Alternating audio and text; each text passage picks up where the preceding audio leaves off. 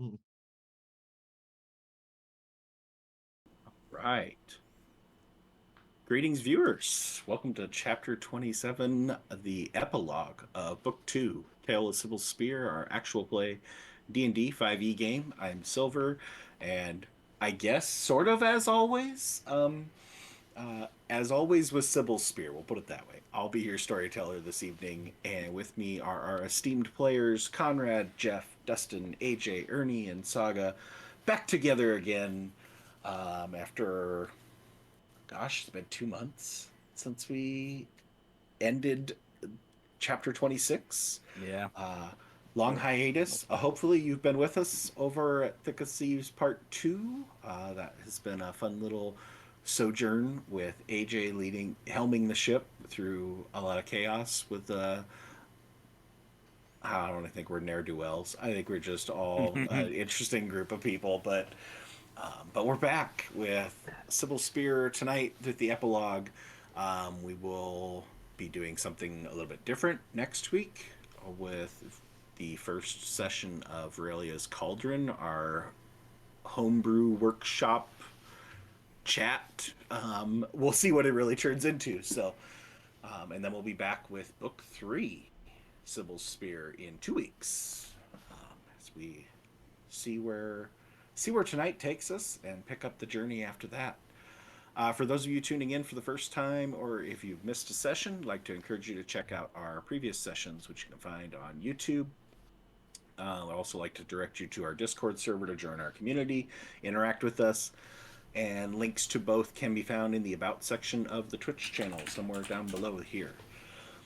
Before we begin, I'd like to thank Smiteworks for Fantasy Grounds, our virtual tabletop of choice, Sirenscape for amazing ambiance, sound effects, and music, some of which you should be hearing now, Discord for our voice and video, and Wizards of the Coast for Dungeons and Dragons 5th Edition, the game we play.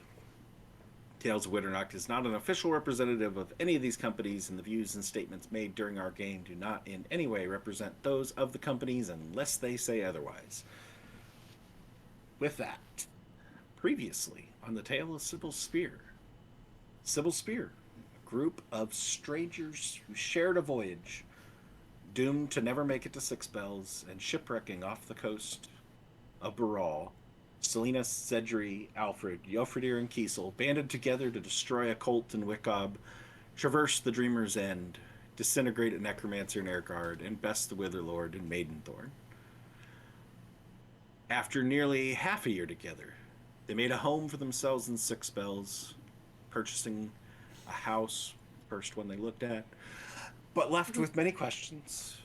They headed to Ashmane, Xedre's hometown, with plans of visiting the Oracle of Briora and delivering their comatose companion Xanathe to the monastery she once called home. They arrived to find a disease taking over the city, and with the help of a new ally named Percy, they sought out and secured a cure from the village of Swarnstead, where they tangled with a charming entity named Izzy. On their way back to Ashmane, they faced off against Dr. Wingard and his menagerie of hybrid mutants, before finally reaching rest and safety back in the city Xedre once called home, with one additional companion, a vampire named Lonan. They visited the Oracle, but their efforts to dreamwalk with her were met with excruciating mental pain, and the Oracle informed them that their efforts to dream were being blocked by something that they were being blocked by something, and they were given a list of ingredients to concoct a potion to break the block. They said goodbye to Percy and set off to collect the necessary ingredients from the Torment Highlands. Along the way, they hired Lonan, the vampire they had saved from Dr. Wingard, and they successfully found the Cyclops' lair and harvested the necessary ingredients and promptly returned to Ashmane. The next morning, they returned to the Oracle, consumed the viscous potion, and successfully dreamwalked with the Oracle. The party traversed a strange collage of dreams with different ties to different members of the party, some very personal. And upon concluding the dream, they awoke, mentally battered, beaten, and exhausted. As they began to collect their faculties, a portal opened behind the Oracle, and a dagger plunged through her neck as a brown haired elven woman pulled the dying Oracle back through the portal, closing it behind her. and leaving the party in the tower with a pool of blood on the floor. Our story resumes the next day as the party sits down to dinner in Xedre's childhood home. Here in Ashmane, it is the 15th day of Faderman, 296 years after the fall of Mortal, and you all find yourselves seated inside the Cicatrius estate, which you visited a little bit over a week ago. You're all seated around a large table, and in front of you lie the remains of a delicious meal that you have all savored and enjoyed. And Xedre's father, sitting at the head of the table, looks at all of you. The only member of Xedre's family sitting at the table at this time. So, you awoke from the dream walk, and then what happened? Everybody roll me a d20. We are so back. Oh boy. Oh, I hope highest gets to go first. Lowest? Maybe the middle. Wishful I think thinking, lowest starts us off. You're welcome back, Ernie. All right, hot seat. We've missed you so much that your dice was like, he has to go first. Oh, jeez. Absolutely. Shoveling food in my mouth. Well, I mean, it's quite simple. We woke up with pounding headaches, and he ran over to where we think this portal opened, where the lady got stabbed, which, for someone who possesses clairvoyancy, she should have really seen that coming. No disrespect intended, but and then, you know, him, and I'll point to Alfred and Silenus, they start putting their heads together and trying to figure out, you know, what the fuck happened. And then him, and I'll point to Jofriedr, he was just quiet, and I don't know if that was like a stress-induced thing or if he also had plans. And then the fucking bookkeeper came in, and, you know, we're trying to diffuse the situation. You know, she ran up the bookcase stairs, and we were like, hey, this is what happened, but all she sees is people covered in blood like there on like the other side of the room. So she just went crazy, and we subdued her. We didn't kill her, someone whacked her on the head with something or kicked her in the face. I don't exactly remember how it went, but it was in a very diplomatic fashion. I almost died. He definitely almost died. I don't know how she didn't die, which would have been like 4 deaths for me in the span of 24 hours. And then Tanner was there. Like, we ran outside, and then Tanner was like, hey, what's going on? And then Xedre was like, Tanner, get the fuck home. This isn't very safe for you now. And then Tanner was like, well, fuck that. And then we ran off, and then we hid somewhere in where we went. Or he's just looking at Xedre like very, very concerned. As to how we're playing this, the next person in line at any point in time can interject and take the story. So I believe Lonan is next with the 5. Yeah. So a couple things there. It wasn't the secretary that ran in. It was one of the other guards, and yes, she did get bonked in the head. Unfortunate. Jofriedr kind of panicked. But the secretary lady, she did come up, and she saw, obviously, you know, it looks very suspicious, but she was actually pretty calm and collected, which was weird that the guards were like freaking out. She was like, all right, I have a solution. Just stay there. Let me talk with somebody. Just give me a couple minutes. She leaves, and like, we wait, and she comes back with a couple of the guards. They have like this locked lead box, and she's like, all right, and here's a magic item. If you choose to look into it, I can see your memories from the last, 10 minutes. They don't lack pulling this out, but because the Oracle's body is gone, and I don't know who any of you are, I want you all to look into it and, let me see your memories from when you guys woke up, and then we can proceed from the investigation there. And so I volunteered to look into it first. And she went through our memories. And we do have to go back first to give our final statements tomorrow. Do we need to get that notarized? I think so. Oh, fuck. But yeah, Tanner was also there, when we were leaving, we were covered in blood. I don't know why Kiesel said that. I think he was still in shock. And does anyone want to interrupt me? Yes, I will jump in. I think I just solved the problem. Well, okay. Here's the thing. Jofriedr didn't actually attack this guard woman. He was just running over because when she came up and saw all this blood, she fainted, and so he was just running over there to try to catch her and help out. Yes, we looked through the mirror. Kiesel didn't want to do it. He didn't want people looking at his memories. We got things figured out, and we have nothing figured out. To be clear, but we aren't being arrested, and that's the important part. Yes, we did make our way back down the tower and collect our things. And I'm not sure how Tanner found us. Well, you know how Tanner is. He was he was probably following us around. Yes, and Xedre did tell him to fucking go home, but not with those words. Yeah, I don't think he would have felt comfortable. It wasn't with fucking, but He used nicer words. but the sentiment was the same. Yeah. I do think that I need to probably go ahead and unimplicate myself from what these others are saying. Yeah, no, I totally asked Tanner to go ahead and depart.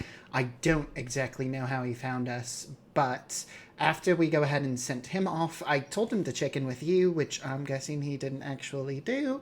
So whoever he did tell, I'm a little bit worried about. But after that, it was a mostly casual walk. Though I will say we did have to take some time to go ahead and clean up and further ask Beatrice to help us out by giving us an opportunity to go ahead and change things. It wasn't until we actually stepped out into the public that everybody suddenly realized that we probably shouldn't be looking like that, and we were pretty battered and beaten at that point. Yeah, but honestly, at that point, it was already a little bit late for me. You see a big dude like me carrying an axe covered in blood. Guards came after me pretty quick. Didn't have an explanation, so I did actually end up in jail. But luckily, Xedre, he's a genius. Along with Silenus and Alfred, they planned the best jailbreak. And honestly, I don't even know if I'm gonna be able to do this statement tomorrow because I'm kind of on the run now. So I should probably get going home.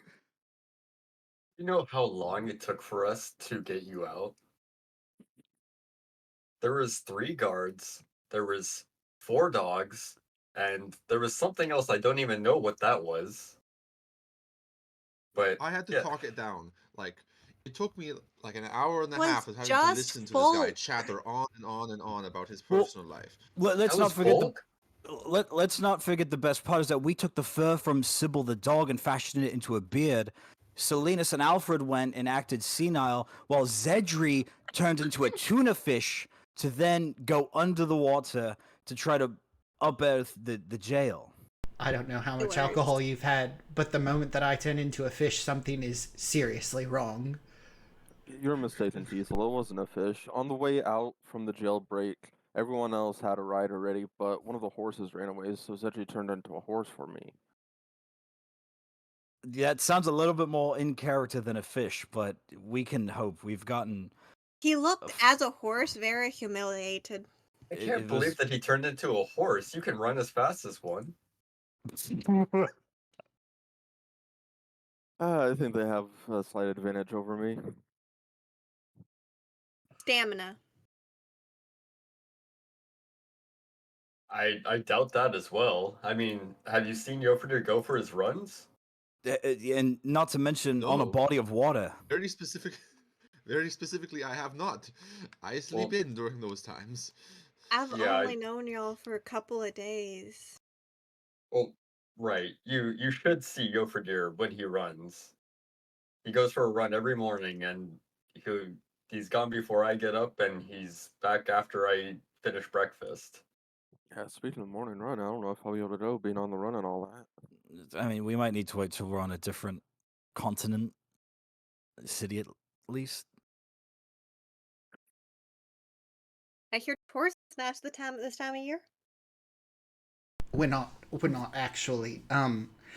Jofriedr isn't quite the vigilante that he is saying he is. We were able to go ahead and smooth things over, but he does need a proper escort whenever he's out on the city streets. So, in that case, we are probably all going to have to head out together in the morning in order to go ahead and give statements.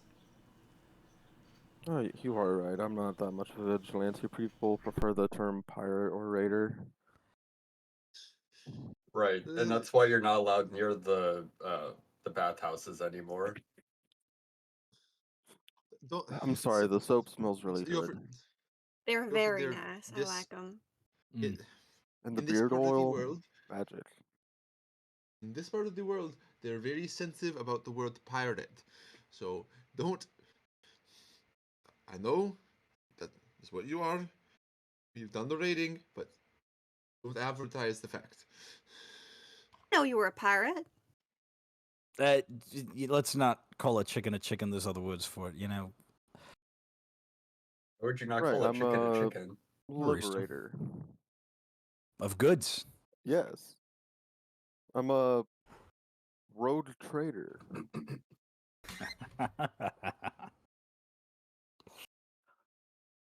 Viking is the old Alright. Elvish word for pirate. Well, that's quite the little adventure you've all been on. Let me just get this cleared away. We can have a little dessert and some coffee. Fluffy. Maybe some of you need to get your mind straight. Anyway, Tori just starts clearing the table, gathering up the dishes. Alfred will go to help and start, like, in any way he can, start actually washing the dishes. All right. Tori and Alfred retire to the kitchen with the dishes, leaving the rest of you. So, what exactly happened actually? Because I thought we were going to get on a boat, then we ended up here. We have to give our statements in the morning, so it's fine. I think everything should go perfectly fine, as long as nobody tries to run off again like Jofriedr. And so she will just give a disappointed, dad-level shake of disappointment towards Jofriedr. You know, With my history and the way I look, they would have taken me to jail anyways. it's not easy. Not easy. And who exactly are we giving the statements to? Is this like the dream police, or is this more like the city guards? It's the city guards, because technically the people who were there were the guards at the temple. So Yeah. they have to make sure everything is right in order for the city bureaucratic. Duh. Yes, I know. I'm too familiar. The I'm not. I'm very confused. the Ashwatch is well, me too. probably gonna be consumed with things though, because the Feast of the Wandering Flame starts today. I mean, yeah, but the whole fucking, pilgrimage tourist attraction is fucking, as far as we know, dead. So Well, Well, she's a Briora priestess, right? Not Yes. Infernus? No, I mean, Briorda is the is the god of Ashmane. That was Infernus. I'm so confused. It's a I little need bit of more a beer. split worship. Regardless, I sort of expect that they aren't going to want to advertise the fact that the Oracle is gone. Mm. Just Now, go ahead. Now, if I remember correctly, they said if you mention anything about this, we're gonna arrest you. So, Alfred will walk back up. And we don't need any of us or anyone else to get arrested. I think we have much to discuss on the boat ride, or maybe on the first dinner back home privately. Yes, Hmm. I think that I would like to get back to the resources and libraries that we have back in Six Bells. No, it's not ideal, but at least we have things we can get done there. I mean, I know it's felt like 2 months have gone by, but it's really just been less than 24 hours. But how is everybody holding up? I'll kind of look towards everybody. You mean physically, or I mean, Um, I think I still have like a gash in my side here. oh, you still have a hitchhiker with you? Yeah, Okay. I mean, yes. I mean, we can talk emotionally too if time permits before dessert comes, but I know everyone is still limping about. Right, I'm gonna go ahead and help out with dessert, and Xedre will like very much push himself away from the table. There's the grinding of the wood, and he'll go ahead and get up and head over towards the kitchen. Xedre? Well, I guess for the rest of us, how do we feel? We'll save it for the boat ride then. so question, Kiesel. Mm-hmm. Mm-hmm. Kiesel, you're gonna be married? Hoping. Ah, You have a kid. no, I don't. Hoping. Oh, okay. Wishing, more like. Well, yeah, it's complicated. I That think as everything was. that guy, what, stole her from you or something? Not in like a you rat bastard, you took my wife. You know, it was more like, hey, here's a dead body, and I got blamed for it. At least I think a dead body. You know, it's hard when the building's burning on fire, and then the body is also very warm still. So your guess is as good as mine. I would have really liked to watch the end of the everything, but unfortunately, we are in this predicament now. About that Yeah. time, Tori and Xedre will return with a nice silver platter and a large, delicate golden disc sitting in the middle, surface shimmering with glossy caramel glaze. As he places it in the middle of the table, a little bit of a jiggle to things as it sits down on the table. As you all take in the subtle aroma of vanilla with hints of caramelized sugar that wafts through the air of this very strange looking dish to most of you, but a familiar dish to Alfred. Oh. Wow, is this for us? It is specifically for you, as we very much didn't celebrate your birthday. Happy birthday! Oh, happy birthday! When was it? Birthday. About a week ago, give or take. Well, it's now going to be tonight as we ingest this gelatinous sphere. It's really good, I This? promise. Cylinder? Just give it a try. Don't like I know it looks a little odd and it's got a little jiggle, but it's got a nice texture when you like put it in your mouth and it's very sweet. Happy birthday, Alfred. But How do you eat this? we just sort of like take it and put it into sort of like bowls or cups, and then you can scoop it like that. Use a spoon like a creme brulee, right? Or yeah, if you know how to eat a creme brulee, then this'll be fine. I Lonen's But hope it turned out all right. I've never made this before. This was something different. Um, I have coffee for everybody. If you want, I don't know what you typically drink. I had very limited instructions from Tanner, and we all know that my youngest son is not necessarily the best with details. So, um, well, Mr. You are Cicatrius, I very much appreciate this. It means the world to me. It really does. not a it is problem. too Anything for generous. Xedre's friends?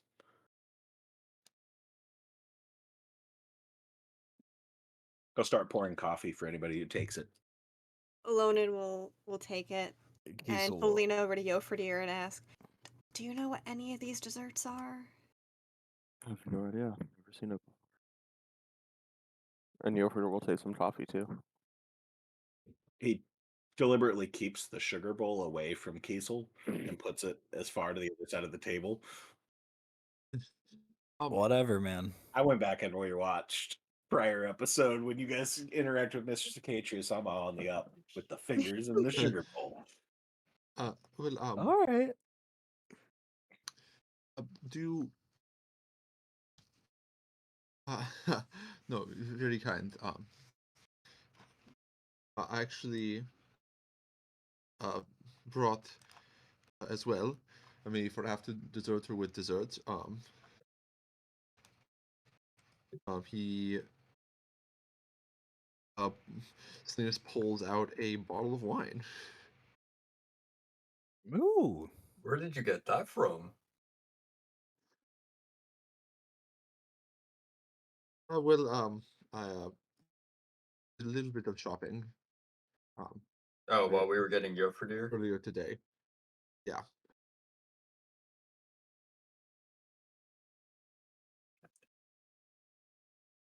Um, yes. Not sure how well that goes with flan, but we have it. Well, I don't think anyone's gonna say no to wine. I mean, we can pour it in the coffee too if we really want to be degenerates about it. Oh no, please don't. Then I will drink mine black. I You don't want any sugar, Kiesel? It's on the other side of it's no big deal. I would love at least one cube of sugar, please. Lonen will pass him exactly 1 cube of sugar.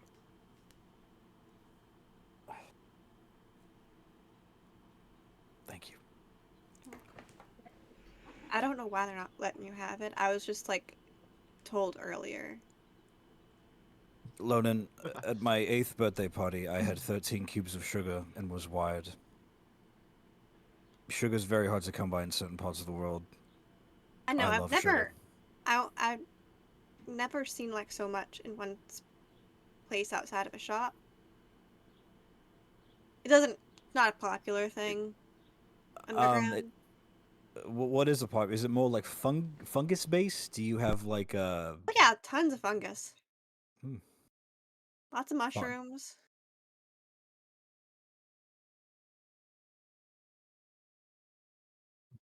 and Meat, other root-based vegetables. Hmm.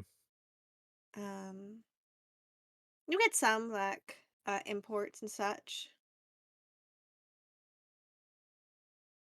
Hmm. Alfred will help himself to a nice big bowl of flan. he gets the biggest bowl. Xedre will Yes, produce the absolutely. spoons. How many spoons do you have? Enough for everybody? 8. Yeah, 7. Jofriedr will definitely try some. Yeah.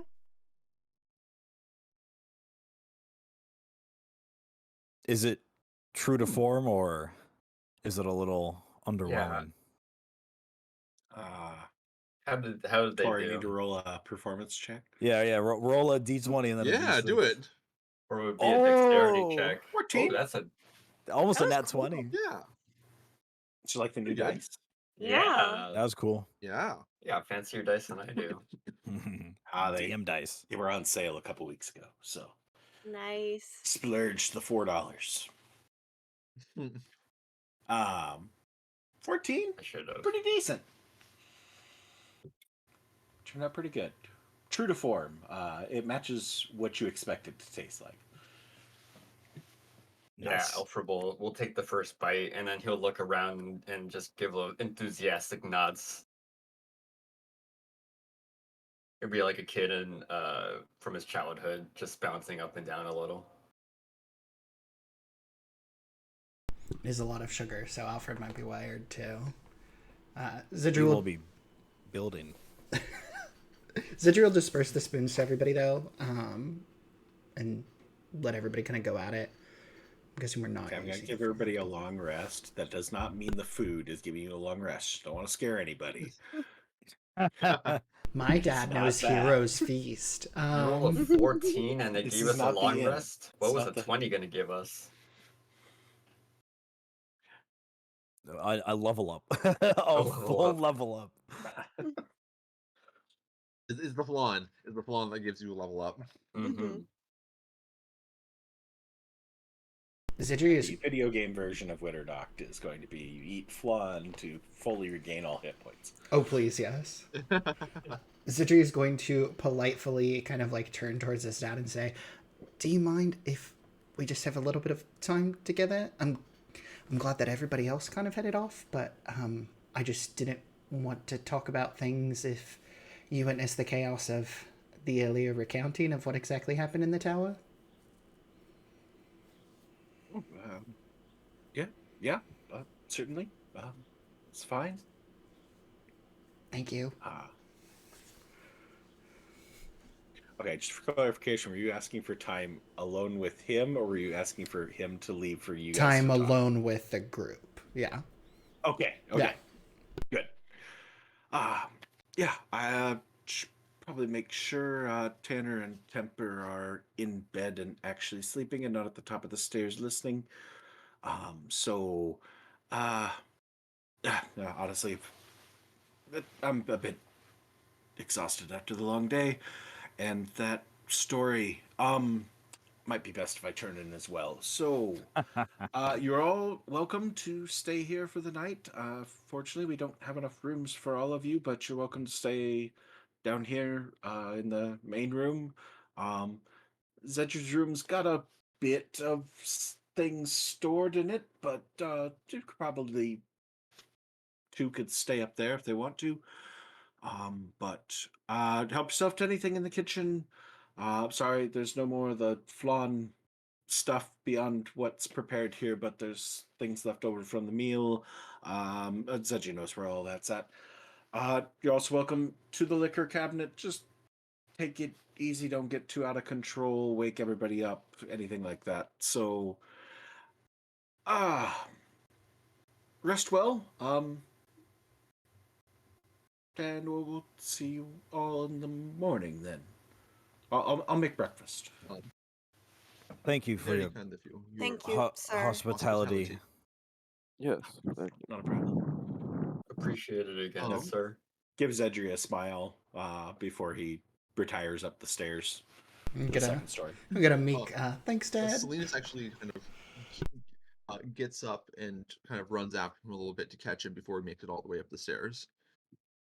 Oh, Well, should we eat something? if you're going, oh no, if you're going to go check on the children, he kind of reaches into his bag and pulls out like a little wooden flute, almost like a recorder.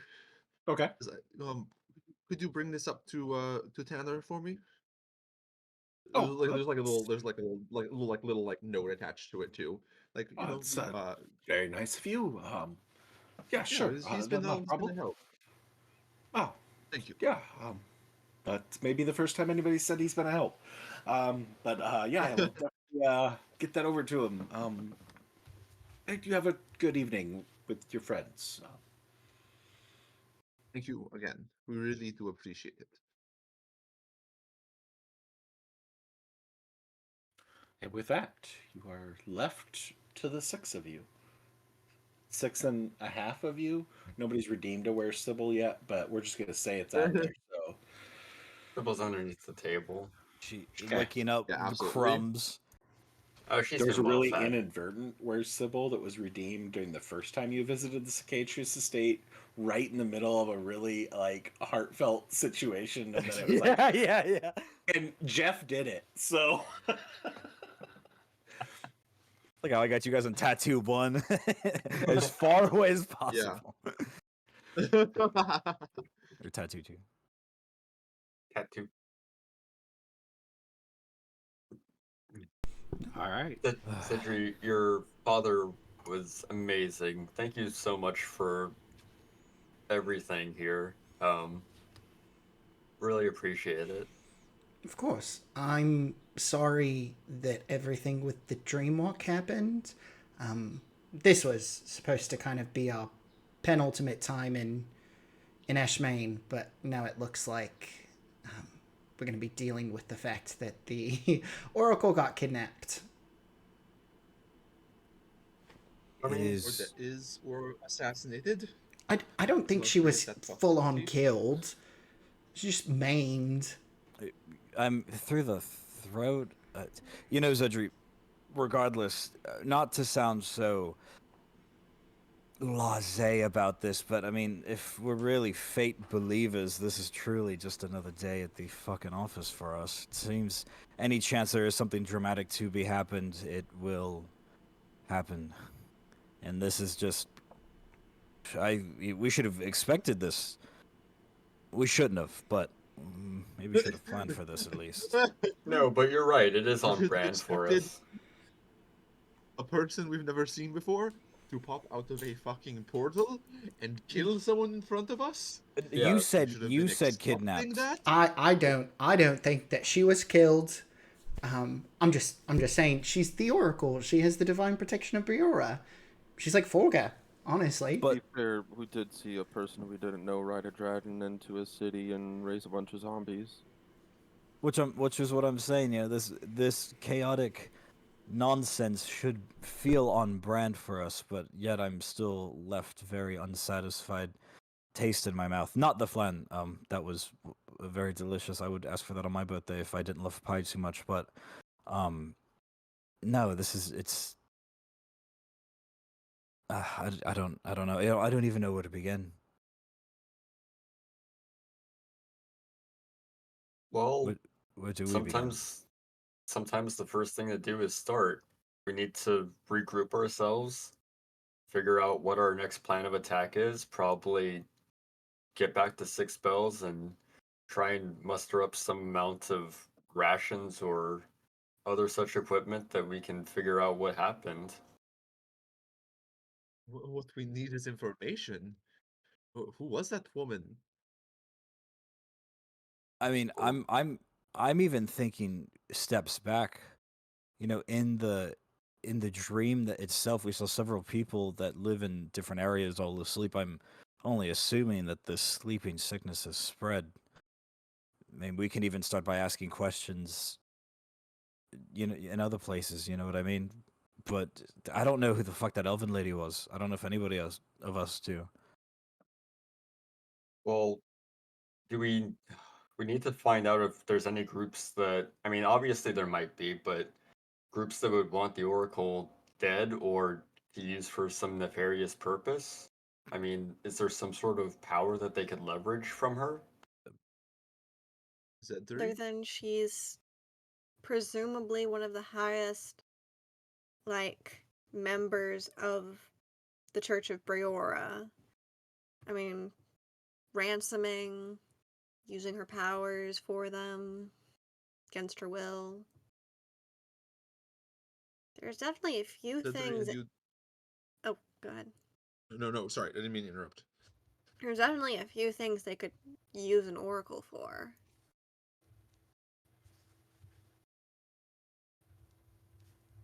Well, I mean, based on the way that based on the way that they came and took her, I doubt that they're gonna settle for something as little as coin, unless they're looking for all of the platinum in Ashmane. No, what happened was about sending a message. She was about to tell us what we needed to, and then she was stabbed in the throat. I mean, that right there is symbolic of itself, you know. You think this was about us? You think that the Oracle got stabbed in the throat because she helped us? Well, I don't know, Silenus. We're the only ones who know about the other antagonizing dreaming force, probably in existence. So I can't help but think, yeah, maybe we are the center of the universe for this very moment. That's, I don't like that. I mean, I think that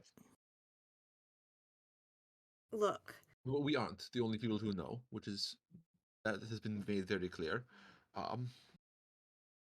But should we be telling others then in that case? If she was truly slit in the throat because of our involvement with the dreamer, then maybe we should just keep it to ourselves. and do what? We need to talk to Wait for an someone. assassin to wait for an assassin to appear behind us. Stab Yeah. us in the throat. We need to talk to an assassin to figure out who did this. I mean, as Selena said, we need information. Right, I'm not inclined to go and cavort with the assassins of Ashmane, because I would like to think that there aren't any. But we could check in with the other side. There's the Fairtide Academy, and that's a lot of clerical students. Well, what? This isn't the only oracle, right? Other deities have oracles. Can't we just? Aren't they all connected? Isn't there some like union or guild, or they're aware of each other, right? I'm aware of their existence, but I'm not sure they are friends, chums. No, you don't have to be friends to be co-workers, but I mean, if this was her, then could the other oracles be hunted down as well? Could be, yes, but Yeah, are do I they? know where Maybe. any of the other oracles might be? We know of Specifically, like the Oracle of Aurora. we know of one of Infernus, right? Roll me a religion check. I'm gonna roll on this one too. Yeah. Is this roll open? Can we all think Oh about no! this? Souls to 20. Yeah! Oh, he did get a nat 20. Yeah, wait, hold on. I gotta pull my nat 20 lights. Yay! Roll. All right. Let's see. Where's my? So, it's not really that there's like definitively know that there's like one of each. Just know that there is one. Don't know who they are, where they're at. Silenus with the dirty 20.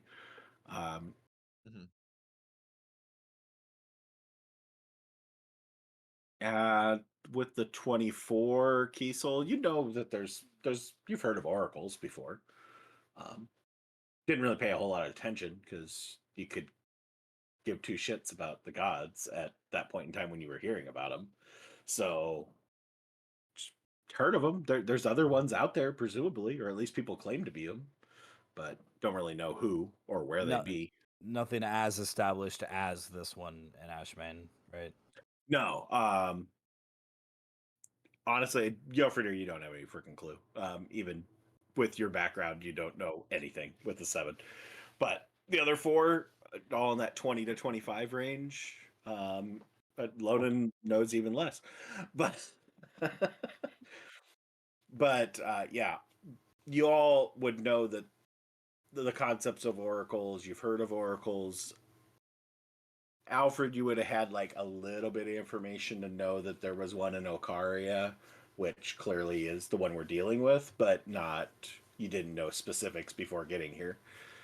Xedre obviously knew of this one because he's from here, but knowledge of where other ones are located or whether there's one for every god or how many there are for each god, none of you have that information.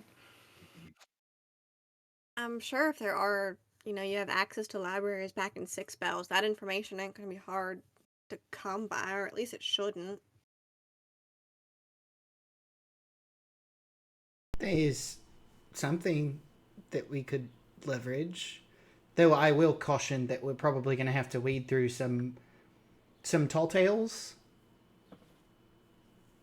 I love telling tall tales, Xedre. What kind of tales? The festival, the feast that I mentioned prior, that happens to celebrate a specific prophet of Infernus. Folga, the Wanderer. Oh.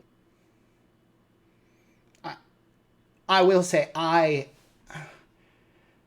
it's really great when you're a kid because you get to hear all of these crazy stories, but I'm not completely sure that and Xedre offers like a quick prayer for what he's about to say.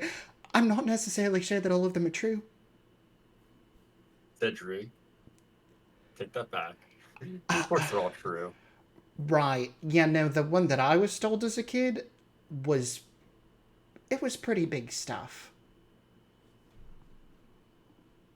Well, So I think that we have to sort of go into it and believe, or at least have an open mind based on the stories that we're currently undergoing. There's a shred of truth in every story. All right. Arlo would tell me that. So what's the game plan? I mean, we're not just going to panhandle. I mean, who would we be looking for? Or are we just going to panhandle? I mean, Folga was denoted by her torch, but the appearance changes from story to story.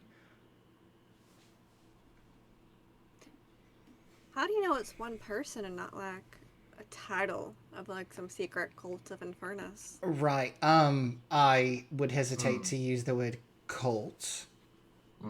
She was extremely devout. If anything, she was on the level of a saint. I think there might be a misunderstanding in the word cult here. Cults aren't bad by nature. It's just more exclusive, right?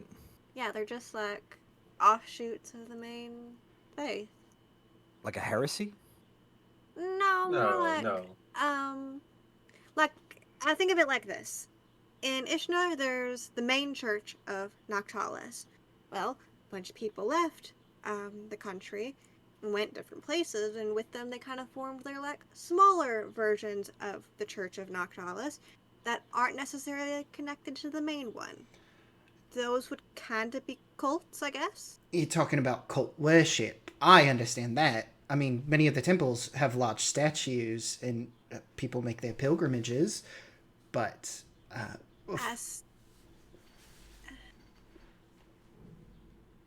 like in my home, there's no like formal like Church of Noctalis. There's no formal clergy. We just kind of, created our own.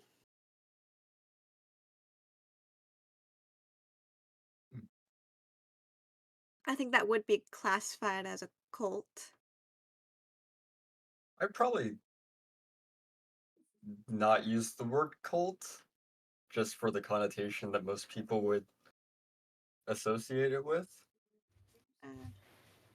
Fair enough. Sect. A sect, yes. Yeah. Like there's the Church of the Pale Steward. It's Tu Briora, but it's not like the Church of the Pantheon, which is much bigger in their worship. So I think maybe the term we're using is denominations. It's very denominational. I like that word. That's a good word. I like the word cult a little bit better, but denomination. I don't like the word cult. Hard pass. Then denomination. So again, we're going to just look for this saintly apparative flame, or find the actual, and then just be like, I just want to get a little bit of a game plan here. I don't mean to be inherently hostile and skeptical. It's just what do we? Folga was extremely selfless in the acts that she performed, and all of them were in respect to Infernus. So, I guess even through most of the tales, you're probably going to get less about her and a little bit more about what she was able to accomplish.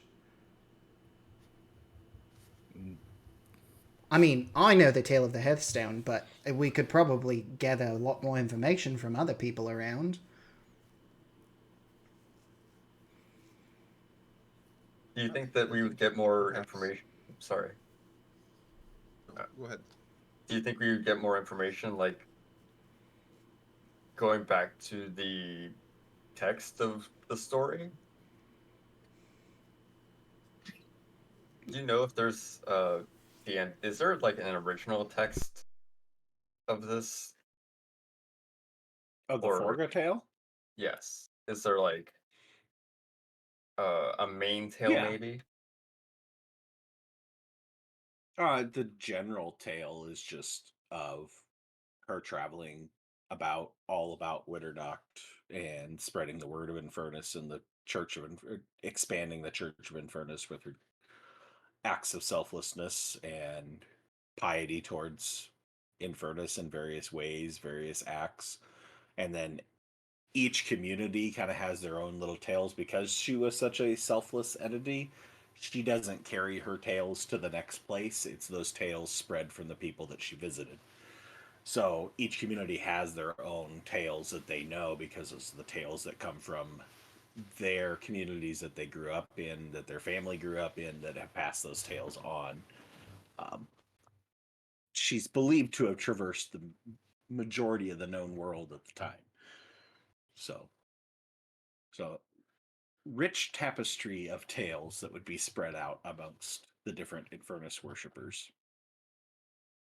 And it is a holiday that is considered relatively well known. Not quite to the Life Day element, but definitely up there as being one that is celebrated pretty much worldwide. So Someone that Alfred had a would have a tale from his childhood he probably would have heard. someone that went on a Mm-hmm. pilgrimage throughout all the known world. Did they also disrupt the price of gold?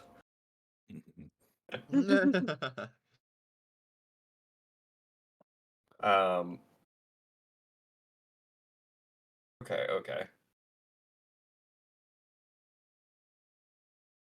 So again, we're going to go to this festival, indulge in virtues and his stories of saintly being, and that way we can find out who killed the Oracle. I just want to make sure I'm understanding all this correct. Again, I don't mean to be hostile.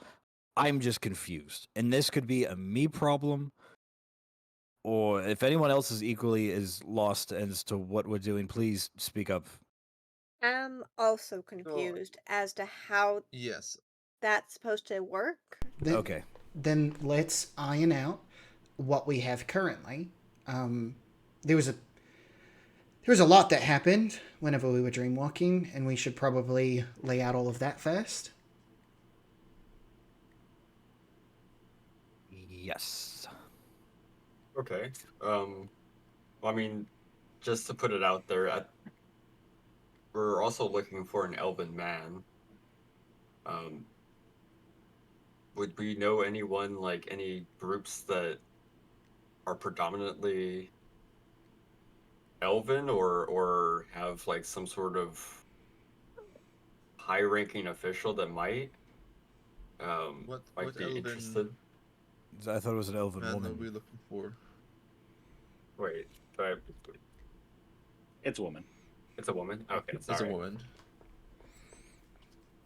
Yes. I think I just wrote elf. Yeah. Well. Yeah. No, that's something that we're going to. Yeah. Yes.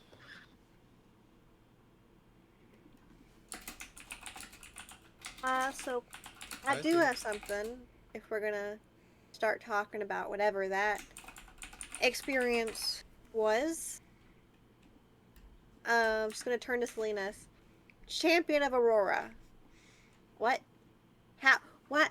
You're champion of Aurora. How? Yes. Do I like bow to you? I don't know how to react. I've kind of been in Please shock. don't. Okay. Yeah. Right, don't inflate his yeah, ego no, anymore. I mean, like, Uh, you're a champion of one of the gods.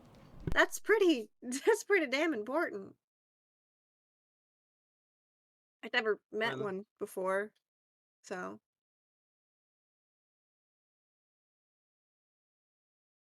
it's not very glamorous. it Um, never is. Is this uh, something that met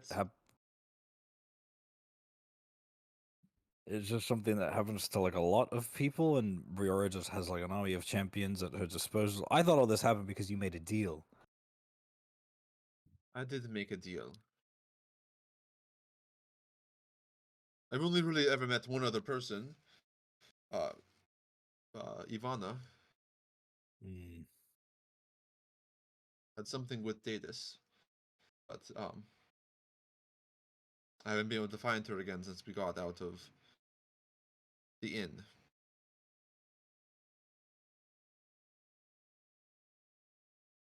I think I saw Ivana. So, in Dream? Yes. I don't know her Yes. actual location, but Lonin, that was her in the cavern with you? Yeah, she was one of the ones that I pulled out of the cavern with Arlo, with the lady monk and the goblin fella. Yes. Um, so, Lonin, to answer your question, I made, at least what I thought, is I made a bargain with the Goddess of Light, and she is helping, and in return, I do what she says. What do you mean at the time you thought you made a bargain with her? Well, correct me if I'm wrong, but I do believe I think I saw the Goddess of Light foretelling some sort of special destiny for me as a child, which that is not. He just peters out. He's I mean, for very Salinas is very often very rarely at a loss for words, but he is with about this. I mean, how is that any different than any of us born member of the patron races? I mean, the gods have had their mark on us since we were born. It really ain't that different. Correct I me if think I'm it wrong, is. but It's I mean, it's Silenus made different. his choice. I, as much as I love Infernus, I didn't necessarily choose to be born this way. I In mean that's what we're kind of saying is if Aurora essentially put her mark on you when you were born, I think different than the three of us. It's no, then it's different. It is. Well, let me tell you, that wasn't any ordinary flame of heat either. She nearly singed one of my fucking eyebrows off, which I found Yeah. it very peculiar, actually, when we were sitting at the audience to the chess table that everybody else was at. I saw some things that were very unsettling. I don't know if Lonan saw the same things. One, the goddess of light was sitting right next to me, as if I had VIP sitting to a booth. But I think there was a lot of forewarning in that segment. Now Noctalis was behind us he was somewhere. Daedus there as well? I don't think so. Just because we w- don't know the forms of the other gods doesn't mean that the whole pantheon wasn't there in some capacity. No, indeed. But it was weird. It was like there was a veil between the stage that was being set in front of us and the audience, Xedre, you looked awful. I mean, you all looked awful. I mean, you had these sick, deep, sunken eyes, and I can't remember if your skin was stretched like the withers, but there was something about you that was just dead. And Jofriedr had like literal the embodiment of fire and rage behind his eyes, which does, I will admit, check out and does sound maybe cool, but it was menacing.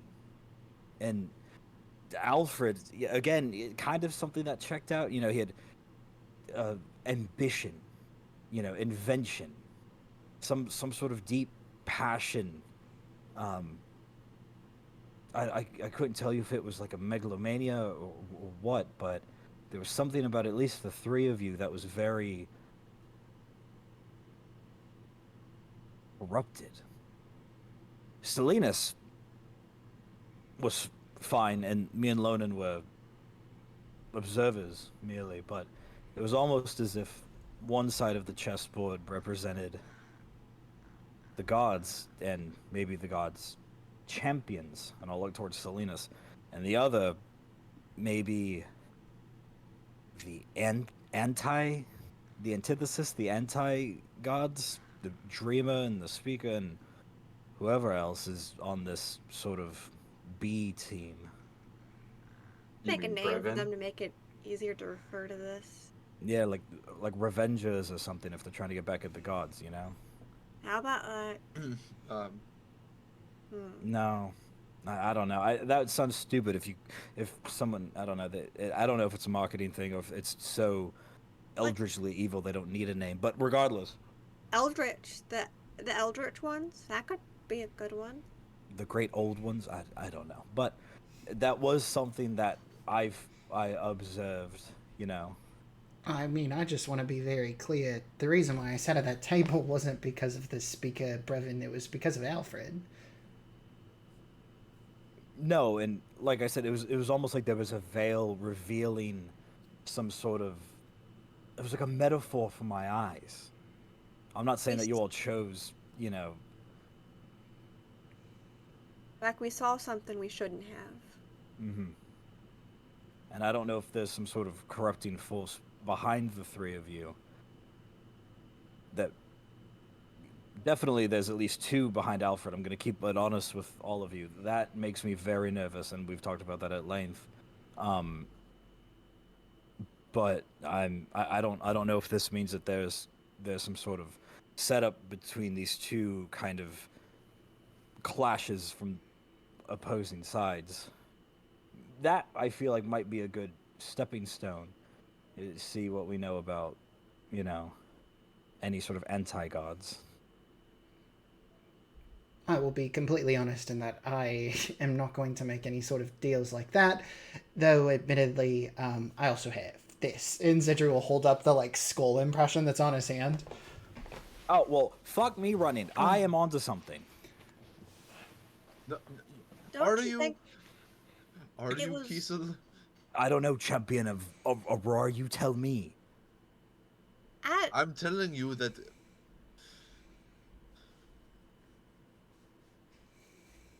I don't know. I think None of us. we're also convoluting things, because if I remember, whenever we were at that tavern, the thing on your back, Silenus, that wasn't from when you were born. No.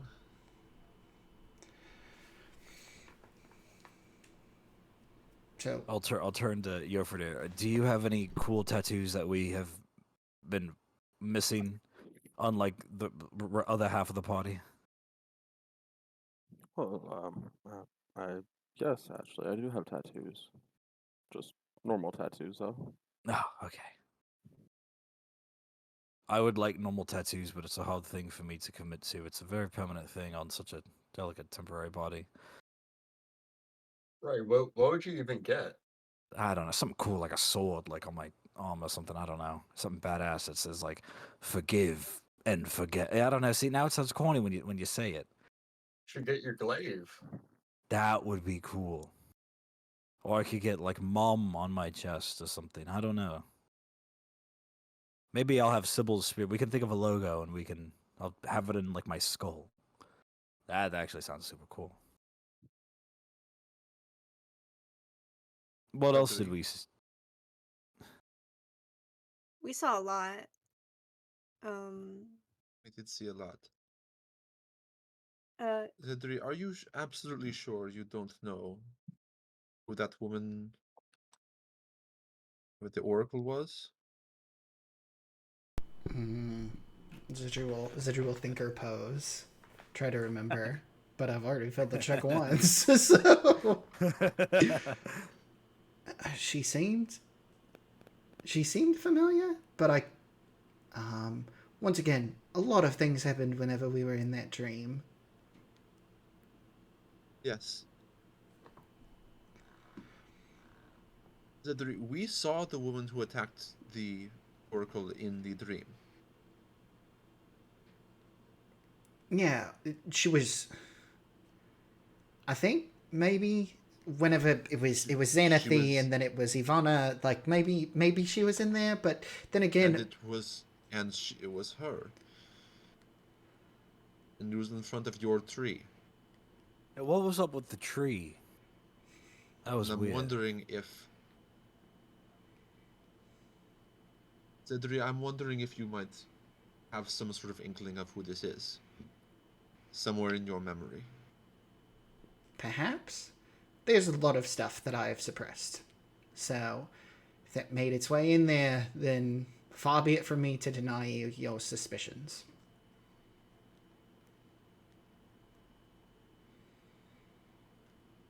Could have asked the Oracle for help with that one. I feel like she was going to be... He's a little preoccupied. I felt like she was close to telling us, actually. like every time. Close to telling us something. That entire thing was just a web of I don't know what, and untangling it is worse than yarn.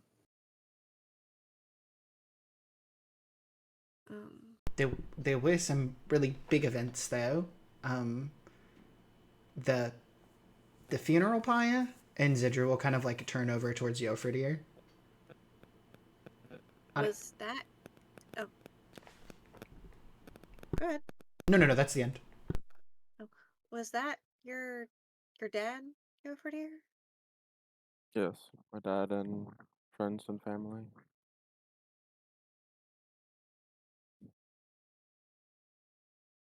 That is... How do you feel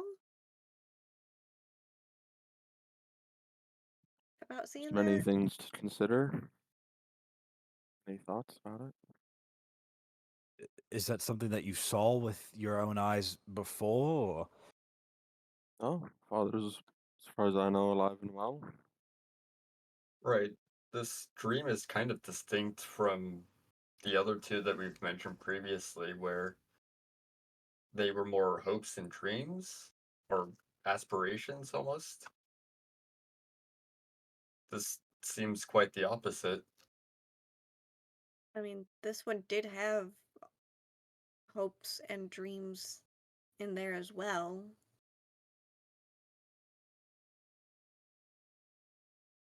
Felt like a mix of our greatest fears and the things we hope for the most.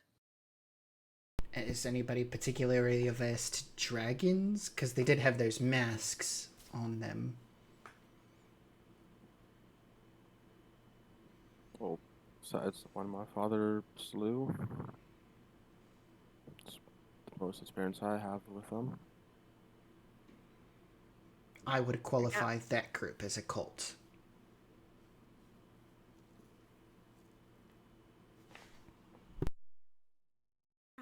I got folk. That's my only thing with dragons, really. I know a bit, but not from experience. I apparently know dragon chess. Oh, yeah, DM, does out of character question, does Does Alfred still have proficiency with Dragon Chess now? You're muted. Oh, you muted. You gonna challenge him? No, I'm just curious. Xedre will say, It's the only one way to test it. we have a set. I can grab it if you really want to.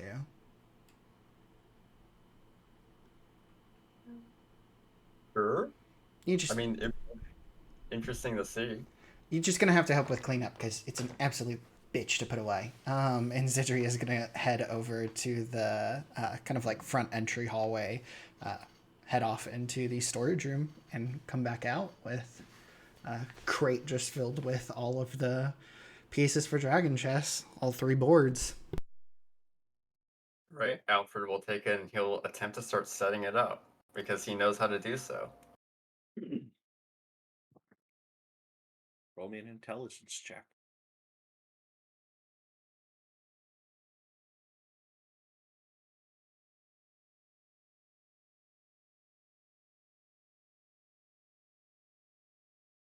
$14.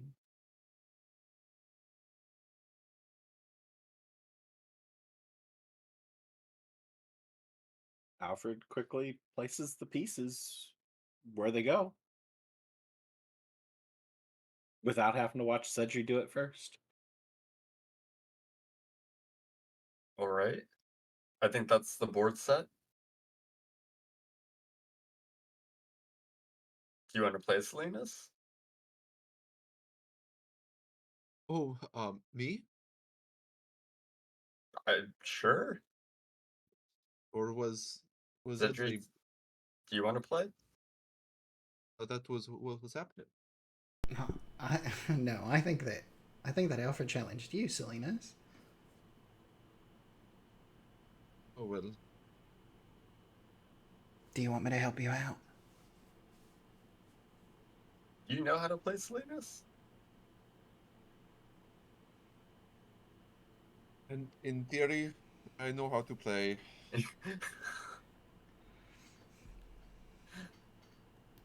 Now I understand why Practice. that table was left empty. That had the dragon chest set up. Sorry, go ahead.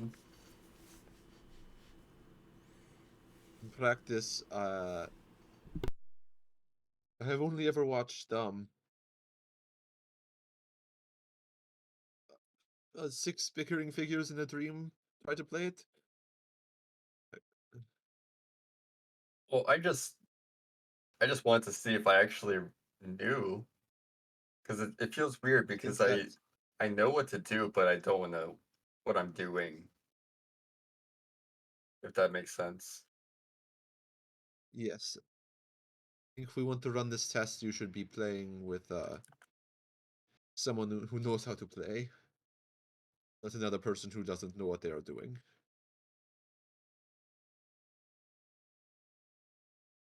Xedre will scooch across the table then, unless anybody else knows how to play Dragon Chess. He'll look around with pleading eyes. I'll look at Lonan. You wouldn't happen to know how to play this, right? But you don't have to do this. Gods no. I grew up playing with like sticks and rocks and milking cows. Yeah, that's besides the milk and cows thing. I'd say it's about the same for me. And weaving, but you know. All right, as we sit down to like play, does Alfred have does Alfred play as normal? As one would expect? Normal as in like absolute zero, like the skill floor. Well, I mean like an average player or like Yeah. you can know how As to you play. begin to play without actually rolling it all the way out, you do have proficiency Oh in no. playing Dragon Chess. And with your slight intelligence advantage over your opponent, because of your intelligence score that beats Xedre's intelligence score. In general, you are going to proceed to beat him on average.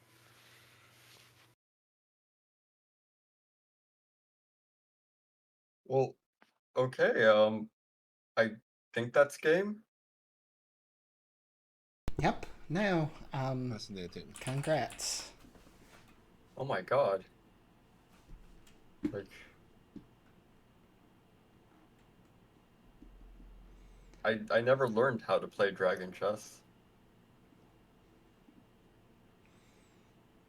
I think now that we have both situations, wherein we came out of the Dreamer's End forgetting a lot of stuff, gaps that had to be filled by both of you, and he'll gesture over towards Kiesel and Silenus, and coming out with everything intact. I think I much prefer the earlier than the latter. I think that you are missing the implications of what this means.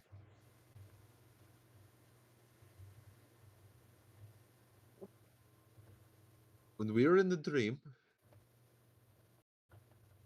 we didn't just meet the memory, the conjuration of what we remembered the speaker to be. Right? The entity that we met in the dream was the dreamer. And I'd place good money that the other entities in that room, the gods were watching. Which then, I guess, goes to support the dreamer and his allies versus the gods and theirs. So much to unpack how unorganized the god side of the table was and how organized the dreamer side was. But I never had a doubt in my mind that that wasn't who we thought it was. That was no. We were in his domain. But it wasn't the actual gods at the table, it was. The champions, which is why Silenus The- was on that side. And why the gods were in the audience. I wasn't placed on that side. I walked over there. We all have choices, Silenus, but I just think being fate believers, things played out the way that they did.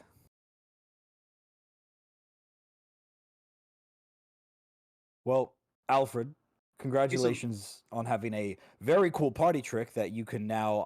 Any bar we go into, I will be putting 50 platinum on you every single fucking time. Well, I just know how to play. It's not like I win every time. Please don't We'll cut it down to 25 platinum, but I think we have a money-making machine that we're going to need to fund our new expeditions. Now, going back to this festival, what questions should we be asking? I think we should be leaving. Not even sticking around? I mean going to bed. No, I think we shouldn't be chasing a red herring. I'd like to get out of the city. Just forget everything with the Oracle happened. No, but I don't think going to the festival and asking the people around about oracles is going to get us any information that we can really follow up on. The only thing that we're going to be able to follow is the fact that the Oracle had that necklace. There's that. Good to keep in mind.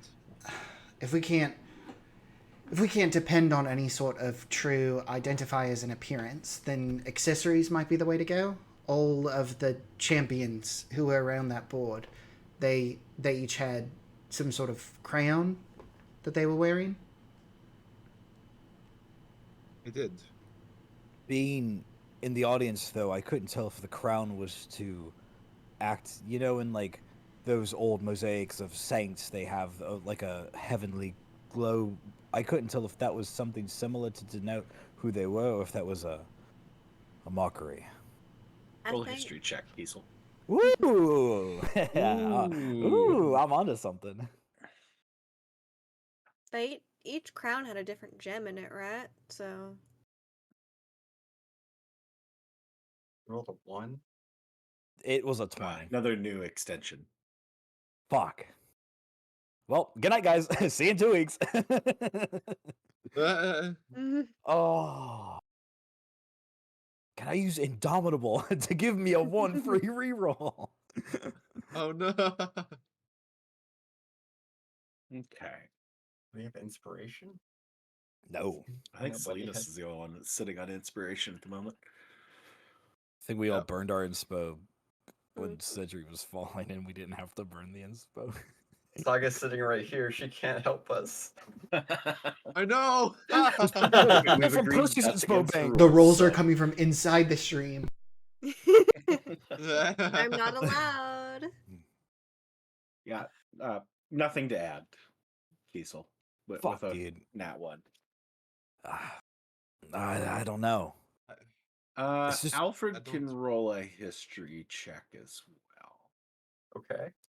Should have paid attention in history classes instead of sneaking out and smoking in the restroom. No, that does follow. 30, All right, 20? wait a Bail out a Save. buddy. Something you said just Alright. jogged my mind. This is, and I shouldn't even ask this question. I want to ask this question. I'm just not going to because I Aw. remember the discussion of what your notes were from that the first session. How good were your notes in the second session? Of the Mine? dream? Of the dream? Let's see. Oh no.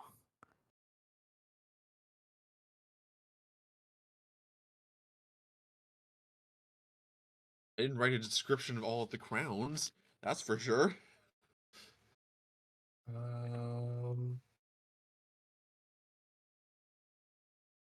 What episode was that? 26. 6. 26. I don't have. Maybe.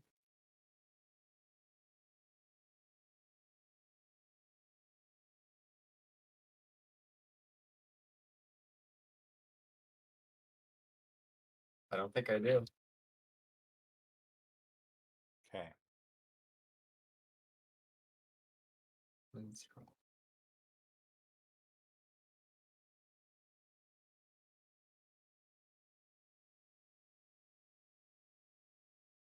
Wonder if it's in this book.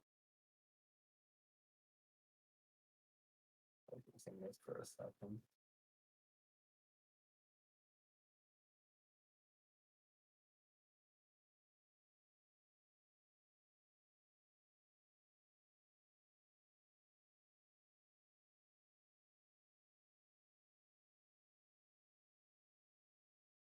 Okay.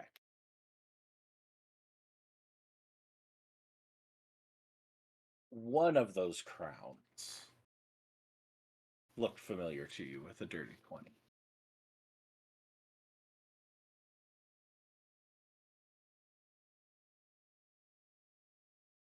You recognized the crown of brambles with various precious metals featuring a bright green emerald at its core, nestled atop the head of one of the male humans. And upon reflection, that is the crown of the kingdom of Baral. The Kingdom of Baral. Being a noble, there was one time where the king visited town, and you have this fleeting memory, but a memory enough to recognize pieces of, with being an artificer, pieces of fine smithing always caught your eye. It was a wonderfully master-crafted crown. Wait, so if the What was? crowns aren't representing the gods, they're representing actual rulers? The countries. We're all Averia, Almar, So Solaria, Ocaria. Ocaria. There's only 6. So that. That's. Oh no. Yeah, that's. Averia, Telluria, Ishnar. Well, there's 6. Ocaria, Valmar, Brawl, Moral, Ishnar, Telluria, Averia, Solaria. 6 for That's 6 8. gods? Or, I mean, right. do we really want to count Telluria? I mean, it was a lot of the human exiles after Moral fell, fled and founded what is now Telluria. So can we just kind of put that as one? I mean, Brawl, Moral. Who has Silver. proficiency in Correct me, history? Who amongst you? the one who got the net one, I do. Let me roll again, coach. Anybody else? Not me. Yeah. Oh, Mm. All right. No. Yep. Roll again, Kiesel. You're rolling for something different this time. You're asking Yes, about it is completely the different. country, is not. hold on. I Yeah. gotta activate my star power. We'll see if it works. Got 'cause- this. Yeah, I just threw it outside of the. We believe you. Well, much better than the Hey, one. I'll take it. That's better than Nice. 0. 18. Being a member of Telluria's military would know that while there are many different territories, there are only so many that are actually considered unified governments. So when you're running down your list, the big power players that you would have known in your time serving the military is Telluria, threats from Ishnar to the north, Baral, Valmar, Ocaria are all pretty predominant in the west, and Solaria in the south. Averia is city-states. They are not they do not have a unified government. Very Moral nice. is a wasteland of warlords. Torsland has never had unified government. Yeah, no taxes. Rakul and Valencia's more communal and not a centralized Yes. military, and Rakul is a bunch of crazy barbarians that don't work as a functioning government. And So there are Phrygia, 6 governments that have a leadership. Esmia are all. So all do just- I go and I word vomit that information back at them verbatim. Do you? I mean, I remember as well. These individuals were looking like caricatures. They were fat and sloppy and arguing amongst themselves, and one was a drunk and Would They no, I wouldn't say that. was But that I not? assume they were the rulers of the 6 countries. would I thought it was to show how decadent and how out of touch they were. would Xedre be able Well, to recall? One of them was overweight. Two of them The were. others. Would Xedre well, be 2 able of to them were, recall? but the others were.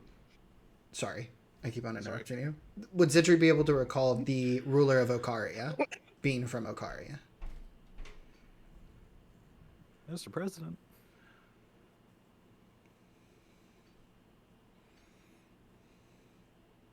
You and Lonan can both roll history checks.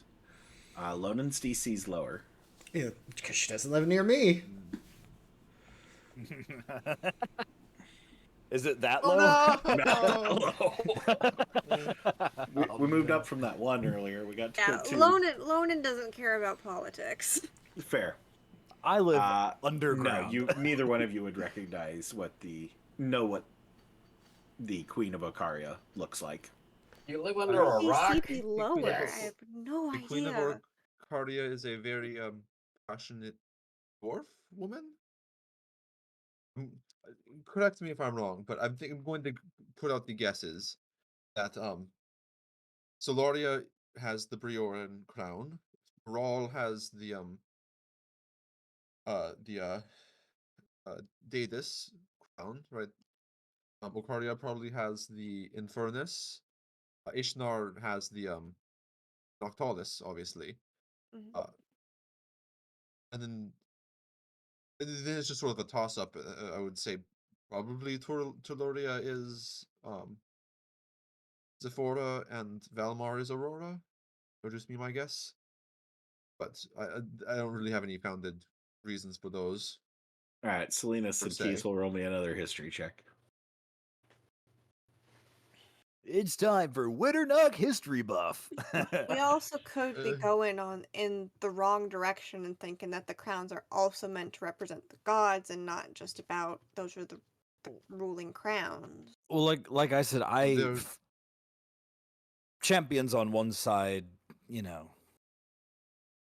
But I Tuluria is don't know. very heavy Aurora. That okay. would Tuluria is yeah. Kiesel, you guys would both know that the standard for Tuluria is a blazing sun. So it would be easy to be when you're getting down to your Zephora versus Tuluria, or Zephora versus Aurora for Tuluria. It would be definitely that's where you would come down. As Aurora would be the Tuluria one. all right. I mean, I think we can make those educated guesses I for am. who is who has which crown. I'm less inclined to believe that they're necessarily champions then. Yeah. I agree.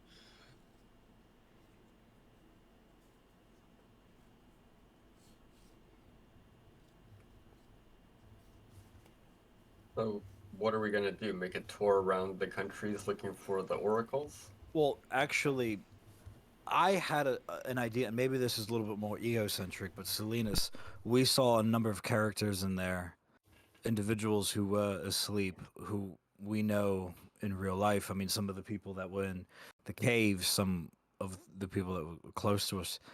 My youngest sister, who I then body fused, which I was grateful to be alive in the dream and no longer dead, but I did get very close to. Part of me was thinking about sending out letters.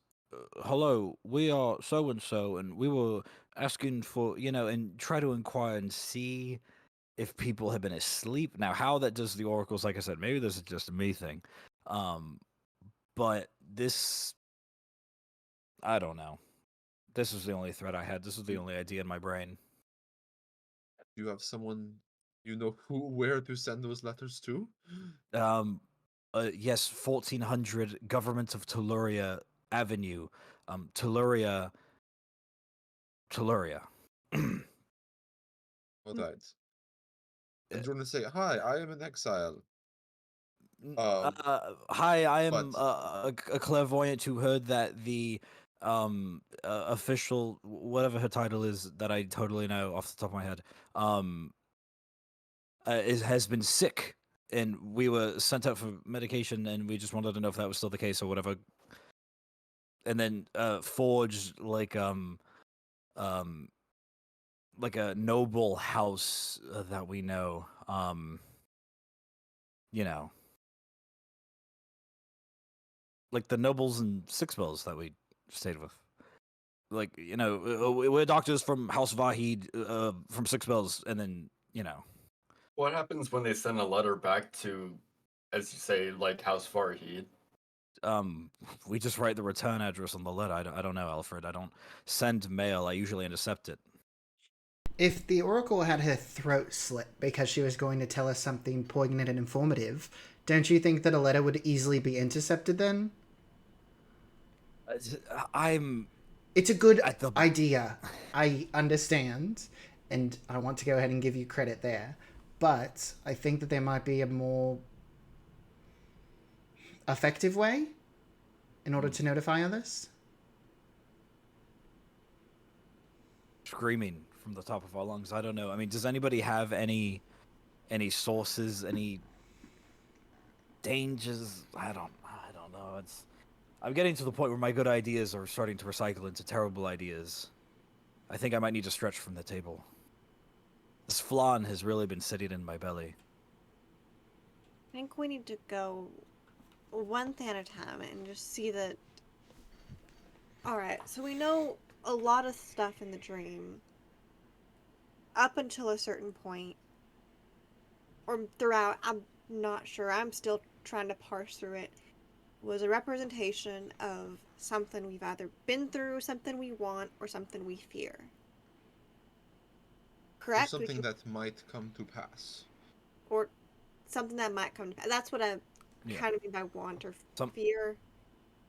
Yes. I feel. Does that incorporate it? I don't know. Yeah, the Oracle told us that we would be seeing fragmented bits of things from the past, present, and future, so. Yes. Fragmented bits, the past, present, and future. Up to us to parse out what that means since we don't have her. And I think maybe the best idea is. Right? I know Arlo's asleep, but there were others down there that she's going to point at Alfred and Giesel that you two know, who you don't know if they're asleep or not. And you're just going to look over you for dear. Your dad was gone. And so our best bet is to check up on those first. Get in contact with Jofriedr's family, send letters checking in on your friends' family. They kind of looked like you. I don't know who they were exactly. Sisters? Were they sisters for both of you? Both The ones that sisters, were. I think. My Yeah, the ones older that were sister. asleep. I mean, I'm. Also, you're in exile. We're going to cover that later. I'm trying to. They have catch been up. waiting for me to cover it for like a year now, so please take your time. Please Alright. don't take your time. I'm surprised it didn't come up in the Feel like a conversation with diesel. my dad. He didn't ask me what my last name was, so there was no need to spill the beans just quite yet. So, why don't, even if you are, exiled, you don't have to send, the postage to your parents with your name on it, but just to send them a letter asking, like, hey, is my sister all right? And I'm sure, are you in exile too, Alfred? I'm learning a lot about all of you very quickly. All right, then yeah, we I can. have a wonderful relationship with my family in hometown. And his local law enforcement. Amazing. Appreciate that. Well, we I mean, can send a letter to your, your parents, your siblings, ask them like, hey, is my sister all right? I don't know how postage works in Torsland, and she's gonna look over at Jofriedr. I think you need a government for postage, Yeah. unless you hire someone specifically. Well, I've sent letters and received some, but I don't think we need to guess anymore about what may be going on.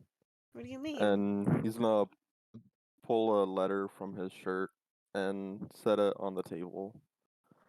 And Oh. I'll actually And- put that in the chat. Hey. So, set out on the table before you see this lovely note, little crumpled. Jofriedr's been, it's clearly been being carried for a little bit. Yeah, it's definitely been folded up a few times. Still got a little bit of hint of a kind of perfume scent coming off of it. Very faint at this point. Big Jayla vibes.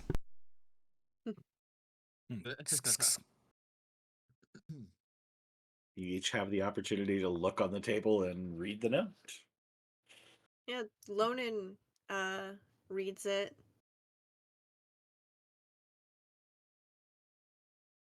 Xedre will read it too, and just kind of pan slowly over to Jofriedr.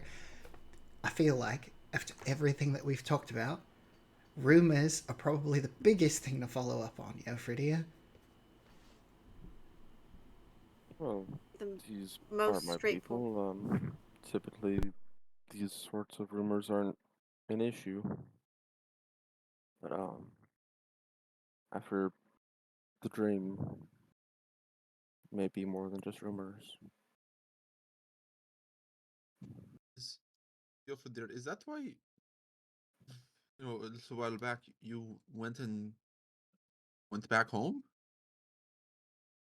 There were some things going on back then too, but they seemed to have been handled, ironically, with the same clan that's maybe causing issues now.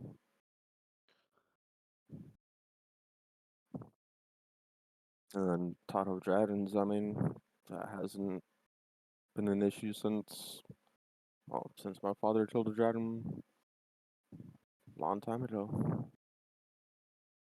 If I may ask, Vikings. I'll look at Lonan and wink. Mhm. No central form. What are ancient monuments like? Are there settlements that have been long abandoned, hundreds and hundreds and hundreds of years into the snow buried? Oh, I'm sure that's quite possible.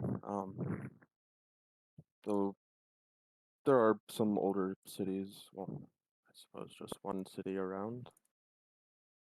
Give me a history check there, Jofriedr. Yeah. Another idea would be, and I know this might sound absolutely batshit fucking crazy. Was bringing it through on the history checks from the big barbarian here. Mhm. 16 have knowledge that while most of the clans of Torsland are fairly recent in the grand scheme of things, somewhere between 500 and 1,000 years old, depending on which group you're with, the land itself predates the Empire as being. You have personal knowledge from your little village of there being an old dwarven watchtower that has been made into the Temple of Briora that your mother works in. And that is an ancient dwarven area, as the stories is that's the homeland of the dwarves. But there's not very many dwarves left. Mostly have moved to other places. I mean, much of my homeland is older than many of the clans themselves. Funnily enough, the Temple of Briora in my hometown is a ancient dwarven watchtower. Well, that could be a lead, and not to sound suicidal, but if there's anything that might hold ancient wisdom or anything like that, it may well be a dragon. And Jofriedr, the dragon that your father slayed a long time ago, do you know what type of dragon that was? Was it also a white dragon? I do believe so, yes. Interesting. Well, I mean, he should be able to slay another, right? He's a bit older now, but maybe have some help for us. Well, maybe not even slay, but I mean, if DM, hold on, I don't want to be out of pocket here. Do dragons hoard wealth and knowledge and everything like I would know it, or are they just like forces of nature and animals? You can all give me a history check. Yeah. Check the one I in don't the wanna- volcano. So Hazel wanted dragon. to. He very adamantly brought it up as every turn. So dragons are one of my favorite foes. That means I get advantage. Ooh, Looking up the come information the on, dragon. yes. Oh Is that my correct? god.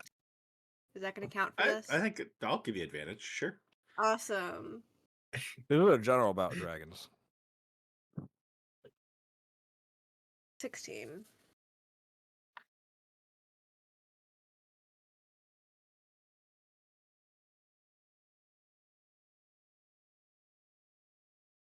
P16, a Jofriedr, 21. you started us off with a 1. Yep. Mhm. Oh no! Okay. Alfred. Dragons are cool. With 21, you're the only one that knows this myth. But for those of you that have ever really looked at the map, it's the name of the main mountain range. Oh my god. Isn't that like Dragon Spine or something like that? Yeah. Yeah. Alfred would know Yeah. the myth that the land is what is left of basically the fossilized remains of an ancient dragon. Alfred's Is the eyes will go. entirety of the continent. That's a big dragon. So, A big for the rest of you, 16 Kiesel, 16 Lonan. Nobody knows the lifespan of a dragon. That there are numerous dragons that outlive any humanoid race. So nobody completely knows how old any of them are. Xedre with a 12, even though it's only a 12. Your father made a comment when you guys visited the first time around, when Kiesel brought up Cinderast, as he predates the town. That he has been there for longer than the town has been there, and the town has been there for how many years there, AJ? I can pull it up too if you want me to. No, I have my Lord Doc right here. Okay. Nice. I printed the letter as a handout. 471 Nice. before fall. That's so cool. What was it? 471. And who was it founded by? Dwarves. So Cinderast alone is well over 800 years old, and when he showed up, or when they discovered he was there,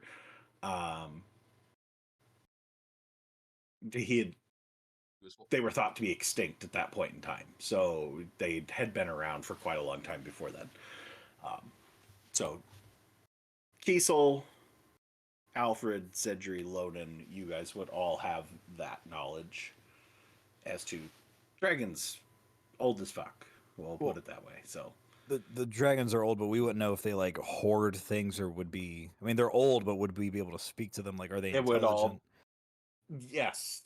For the 16, the ones that have 15 or above, yeah, dragons are intelligent, capable of speech, most at least. Usually not until later years that they develop that, but yes, you are Then- capable of speaking with them. Then If going you- back to, oh, go Oh, ahead. go ahead. No, you go. I was just gonna say, going back to the point, then, if not kill the dragon, then find a way to subdue and maybe ask questions and I don't know. Then kill. That seems a little rude on Becky, but I mean, I but think you know what I mean. We Well, can get Kiesel- information from this old fucking dragon. Maybe that'll help be a lead for us. That's a great idea, but it's. Do you know how hard it is to even kill a dragon, let alone the harder task of subduing one? Alfred, you can do the math and the statistics, but don't tell me the odds. My father's story, it wasn't very fond on speaking. the But- other. I mean, If we need Does- old history, in Torsland, there's the city of Riyadh that's several thousand years old. Couple thousand years old. Is Maybe able old- to find something there. As old as the story of the there. dreamer. You over there? So you just kind of reach across the table and grab, like kind of hold on to Jofriedr's hand. Jofriedr.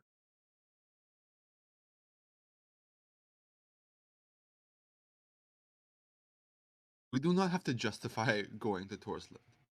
If you want our help, just ask for our help. Oh, I don't expect No any other of you to come. questions. I mean, I would definitely appreciate if you did, but I don't expect it of any of you. There was a question That's about us nonsense, going to and you know it. Torsland. I thought it was decided as soon as he put the letter down. Right, that's why I'm at. And I also think that we need to clarify that if there's tales about a dragon, that's what we've been fighting up until this point. What was causing the withers and fighting feral truths, it's all stories. So I don't know if your dad, the man he was in the stories, since he isn't that now, if he could fight it again. But there's also how our fights with the dragon already went. That's why I don't expect any of you to come. Jofriedr, please. We don't need you taking all of the glory here. What do you mean?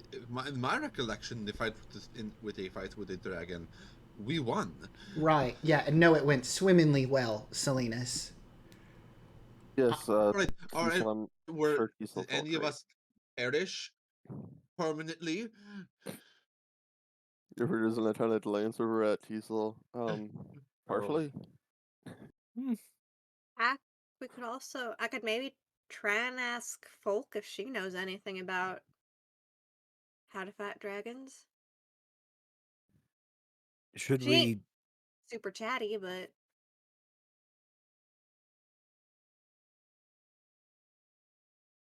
maybe then rendezvous 6 spells, drop off another load, leave for 6 weeks or whatever, and take care of this? This is important. But frankly, if we're going to be there for like a day or two, let's not even bother. Like, want 2 weeks minimum there to do research and prepare. If this is important enough that we are willing to spend like a day or two in 6 spells, let's just go directly to Torsland. I know, I just want to make sure the ladies get paid and the house doesn't get foreclosed or whatever. With that in mind, We sent Percy. We sent Percy with cash. Ah, that's right, that's right. Well, I think going to 6 spells would actually be a boon to us. The amount of preparation and the amount of resources in the city that we can accomplish, I think it's not to be underestimated. I do agree with that. It's already been a little bit that I've had this letter. I was gonna ask how long have you held it? We can take the extra time to prepare properly in 6 spells, get some gear that we need. I think that will benefit them a lot more having to wait a little bit if we come prepared. The extra 10 days, extra 5 days to get there that we're wasting, plus the addition, however long it takes us in the city itself. I mean, if you don't think this is urgent, then we could go back. I guess, but Well, I suppose we could see what we could gather here first. I'm sure Ashmane has some good stores. Yeah. yes. Does anybody have a map with them of the globe, the world, the flat Earth? Silenus does. Way back pre-stream, Silenus got a map. Silenus, you still have that map from a while ago, right? Yes. I mean, we would still have to. I mean, 6 spells would be on the way. We would have to basically slingshot from Ashmane to 6 spells, and then 6 spells to Torsland, unless anybody's holding out on. And I'll look at either Xedre or Alfred teleportation magic with a cool tattoo they have. You know, I don't think we'd. I think we'd still have to go to 6 spells, regardless. Actually. That'll kind of point on the map where Ashmane is. Then you have to curve up to 6 spells. The ship would probably have to resupply, and then you have to go hook around to Torsland because it's on the western side, on the other side of the mountain range. DM, would there even be a proper port out of Ashmane? Because originally we had to leave out of Salt Maiden in order to make it to 6 spells. So would we have to go to another town regardless, or would there be a ship that would take us out there?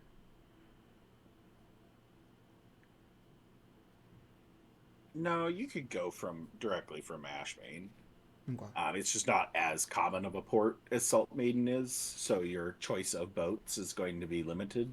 And finding a boat that's going to go to Torsland, just in general, Yeah, direct. Jofriedr has certain abilities to get himself onto boats because he can work them, but in general, for the rest of you, finding a ship to go to the middle of nowhere, or middle of nowhere adjacent, is going to be limited. Um, you may be waiting a while to find a boat that's willing to take you there If a in boat, any port.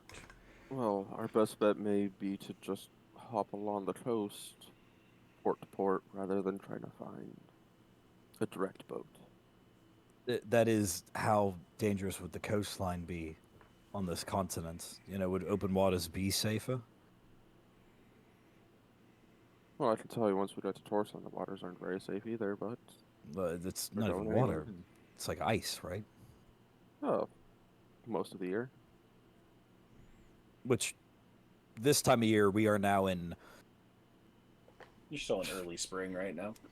See, it still gets cold. I mean, the waters are probably deep. Fuck it. I mean, whichever's the easiest. I mean, how long have you had this note? It's been a few weeks now, hasn't it? Got it before you left 6 spells. So it's at least 3 weeks old. Yeah. And would have taken a considerable amount of time to get there. Based off of your guys' experience with the postal system at this point, it's basically get it up with a ship captain to carry it to the next port, and then it gets carried to the next port until it eventually ends up at its ultimate destination. So, Well, in addition to how much time it's going to take for us to get there,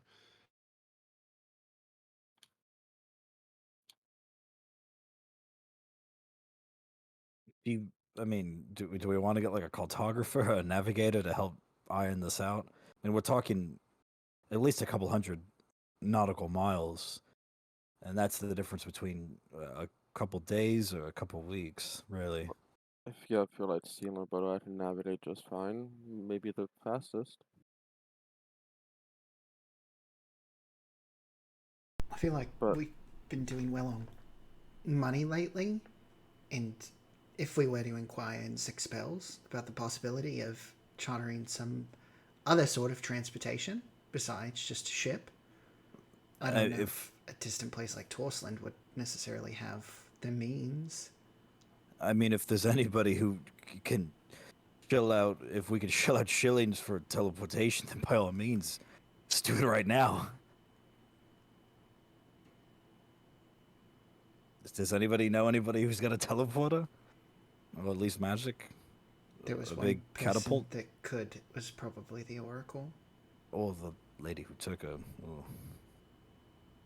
in the morning when I go for my run, before we go make our statements, I will go by the docks, see if maybe I can convince the captain to charter us from here. Otherwise, we can go from 6 spells. It'll be much easier from there, I'm sure. I'm still in favor of 6 spells. I still think that we need to regroup and get everything sorted there. It would be nice to see But- Neva and Tifka as well.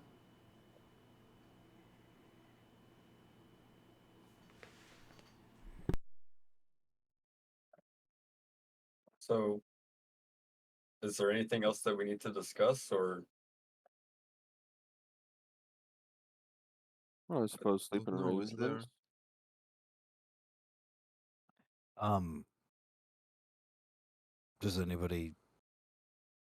Does anybody need a hug after today?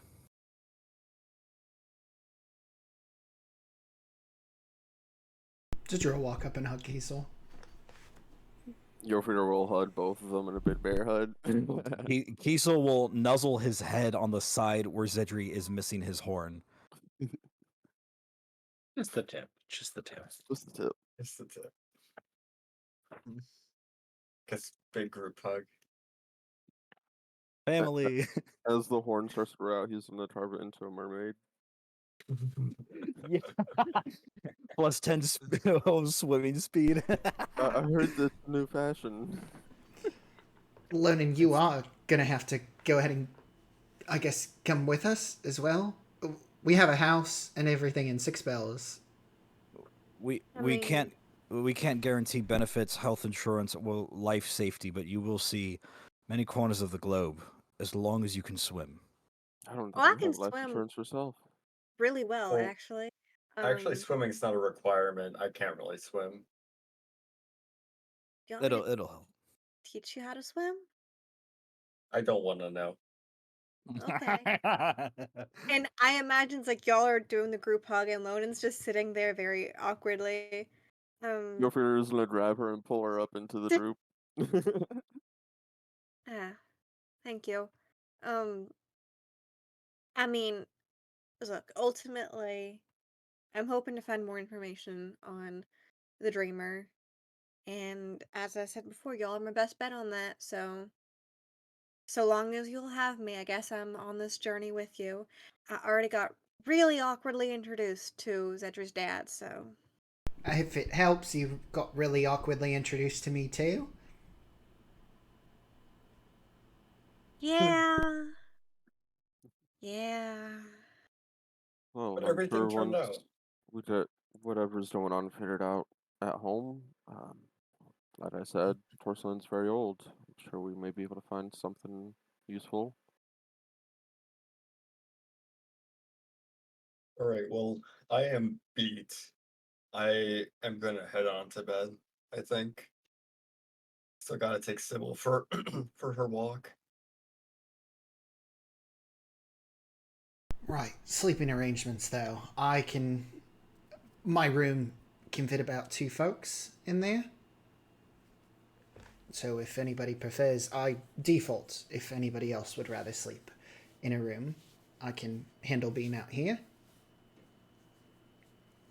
I No, can you stay should out have your here, that'll room. be fine. I'll sleep out here. Is there like a living room or something with like couches and stuff? Hey, you or want me to post what my Yeah, the put it on layout floor of plan. my place? AJ had homework this week. I did. Whether or not do it. cribs. Let's see. I don't need to. Yeah. Why don't you and Alfred take the? Yeah, take we the- always bunk together. Okay. Yeah.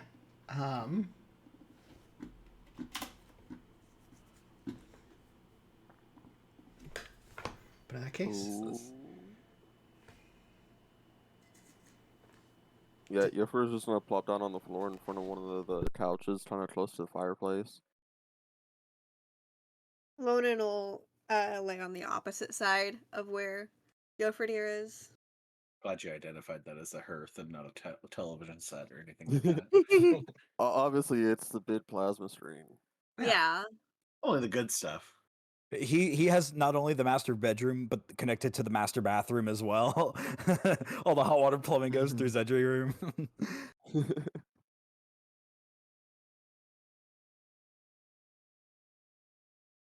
yeah, I guess as everybody takes their spots, Xedre will lead Alfred upstairs to his childhood room. What does Alfred see when he walks in? How is it decorated? Oh, geez. Well, a lot of it's actually been pushed over to the side delicately because there is a lot of storage in the room. There's a lot of closed crates, things like that. But you would see that all of the curtains are in this deep kind of like crimson color. And there is just simple kind of wooden furniture around. The bed that Xedre has is like an old style like captain's bed. So there's like areas for storage like underneath it. And it does very much have sheets on top, covered in a blanket that has embroidered waves on top of it.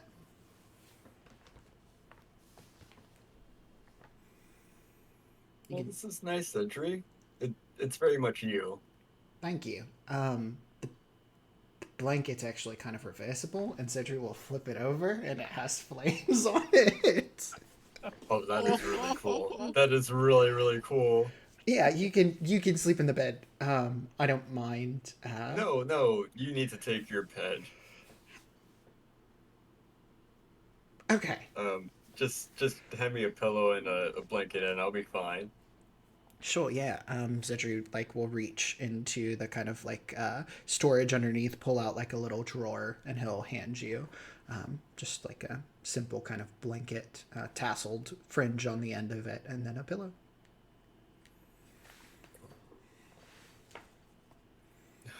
Zedri, thanks so much for letting us stay here. Your father was amazing tonight. The flan was. I really have no words for it. I'm glad you Um, enjoyed it. of course I did. Of course I did. I had some of the greatest people that I know around me. I think I'm very blessed from Infernus to have the friends that I do. I am. I couldn't agree with you more. It's really nice to be with everybody again. Um, Hopefully things will turn out a little bit better. We'll see a little bit more progress, and I don't know, things will start to turn a little bit more normal. I would hope so, but I also very much don't think that's going to happen. I think we're going to have to keep on rolling with the punches as they come. Rolling with the white dragons. Yeah, no. After the first encounter, I can very much say that I'm hesitant to be anywhere near something like that. So, probably catch me in the back. Me too. At least we have Jofriedr and Kiesel up front. It's true, though. It was kind of frightening whenever Kiesel shouted like that. I mean, yes. I don't know how we're gonna get around that. We need a different plan of attack if we're seriously thinking of this. Yeah, I mean, first thing that comes to mind is I, in no way, can have a diamond inside of my pack. I was scrambling, even though I took a proper inventory of things. I mean, there's just so much stuff at this point, and so probably making a necklace or something that it could hold on might be a little bit more efficient. I can have something, or I can have something attached to one of your bags, like so it can be on the strap of it, so you don't have to wear something else. It'd be nice, honestly, if everybody just had just had something on them so that I could bring it right back. But I don't think that's very cost effective. Though we do seem to be rolling in money now. You're right. I was just gonna say we do have the cash for it. It wouldn't be the worst thing for us. I think it would be much more cost effective to have a basement or work on developing the workshop that you wanted to do. Um, I if we don't want to go down that route, I might have something a little bit more cost effective that could help us. Um, Maybe developing some sort of medical pack that self administers itself. That would be incredible. Yeah, no, that would be very helpful. Um, I don't know how many I would be able to make though. Uh, Alfred's talking about his parapet of wound closure. It's the okay. Just um. But as soon as we get the six spells, it's something that I want to look into. There's a lot of projects I need to catch up on.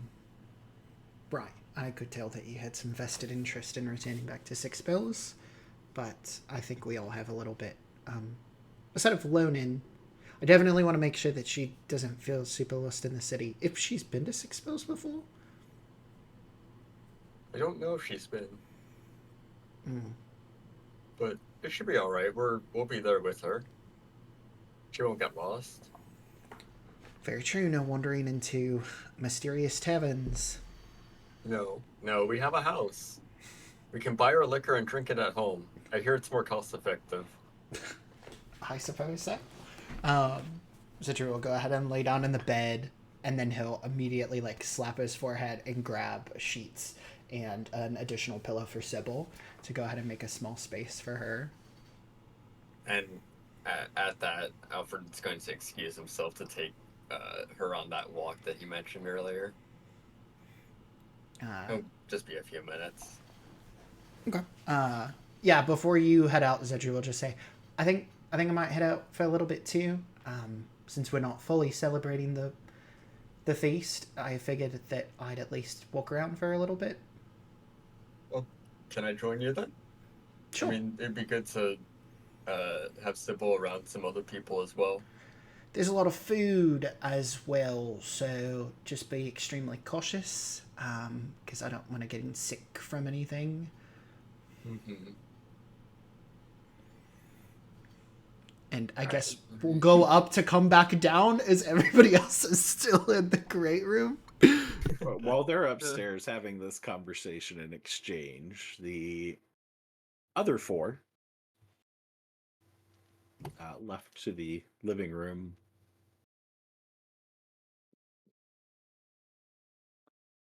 Yeah, Jofriedr would have rolled out his bedroll and he's laying on his stomach. Getting ready to sleep. And it'll be sitting. She'll also have taken out her bedroll, but instead of laying down, she's like sitting cross-legged up against the wall, knitting. I think it would be rude to smoke indoors, so I'm gonna take a step outside. Silenus Don't kind get of nods at you, and Kidnaps? Me? I don't think I'm too ugly to be on the streets. If anybody would like a smoke, I'll be outside.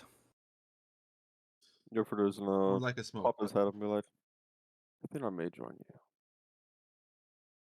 Fresh pack? They're not going to kidnap both of them, so. And we have effectively split the party into 3 groups of 2. We always do this. Man, I'm itching, man. I need a smoke. The 2 that are left in the living room, Silenus and Lonan. Anything? Oh, What fools you must think us to be. fools. I think that's not quite strong enough of a word. You certainly are interesting. I'll tell you that. You might be the least devout champion of a god I've ever heard of.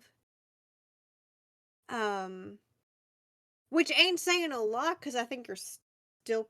I don't know. I don't know you guys much, but I also feel like I know you all way too much than I should. I think that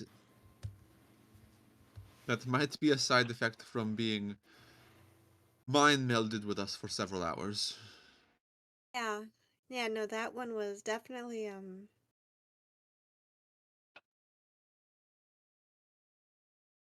Alright, yeah,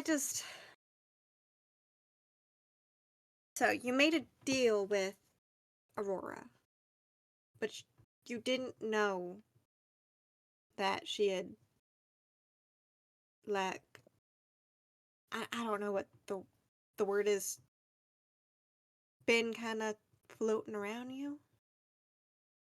I guess. Yes, I did.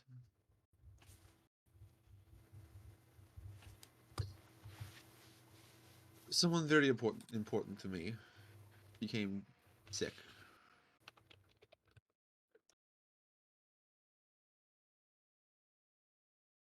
Very sick.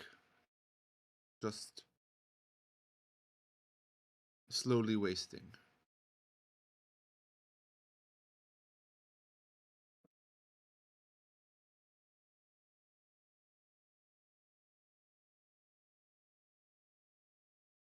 And as long as I do what Aurora says,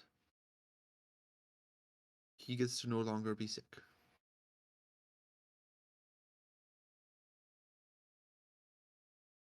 So it's not necessary. I mean, I assume you do worship her, but it's not just that.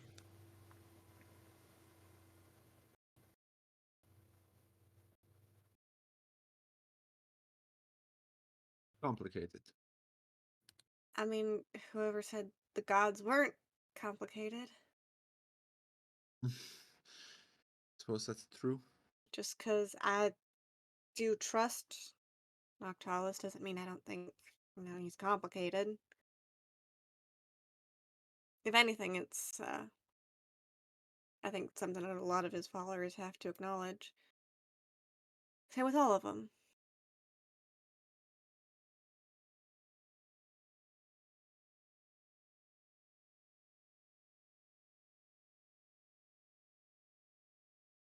Look, this in less than like a couple of days, the world I've always known, the gods I've always known it changed a lot. Because of y'all. Uh, Still don't know whether or not to thank you for that or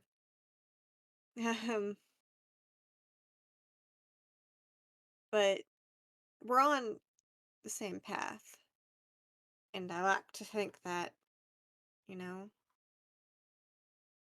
there's a reason why I found you guys. Well, there is. It's never mind. It's actually funny. It was a priest of Aurora that sent me to y'all. I'd helped him find old temple ruins a few months back. We met up back in a tavern. I was talking with him and he told me about Xanathe. He'd come through, Is like, this right in after y'all dropped her off. Oh, this is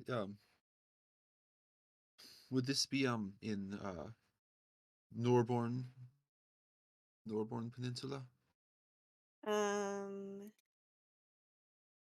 DM? Where? Nope. No. Mm-mm. Hmm. His All name right. was, Good to know. Tomas.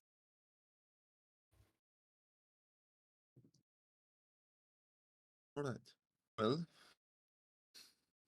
I mean, it might just be a coincidence, but, I'm believing it's less and not. less in coincidences. I mean, I told you, I knew him before. It's how he knew that I was looking for cases like Xanathe's.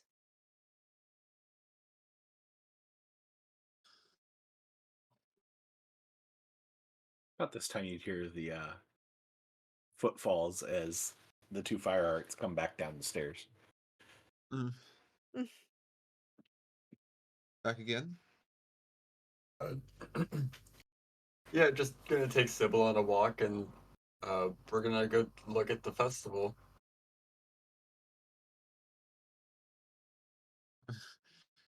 Be careful. Don't get kidnapped. Please don't say Don't go out that. alone. I'm not Okay. joking. Thank you.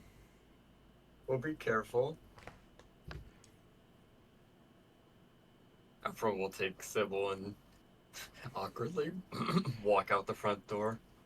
Cedric just lingers before heading out. Are you sure that you don't want to come too? It's a real good time. No. Okay. Please have fun, Xedre. I'll take that as a no from you too, Lonin.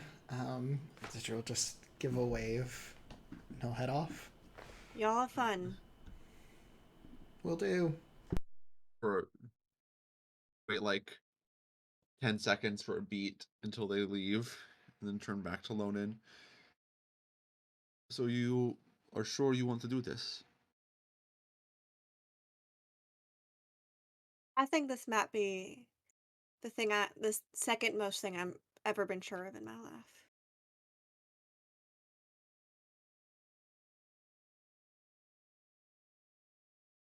Don't think that sentence makes sense, but Well, how much experience do you have being on the run? it's been about 20 years, but I have some. Good. Because seems like that's what we're doing now. What do you mean? I mean, we're just going to Torsland?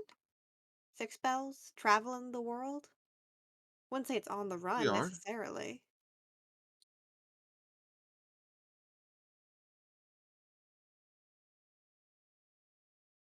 No.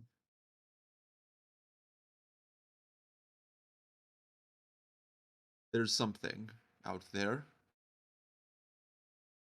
I'm going to do my best to make sure that we outrun it. How much do you know about Noctalis? Oh, Not champion of the much. Lady of Light.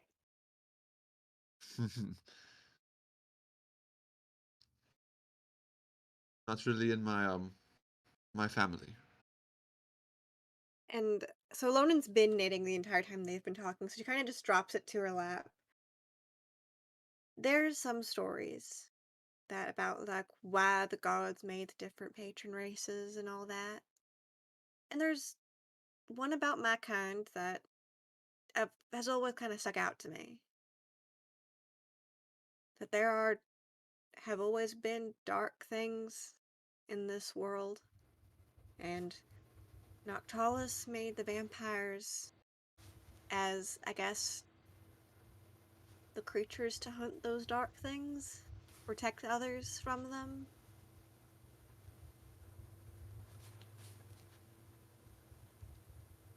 Less of a champion of light, but more of a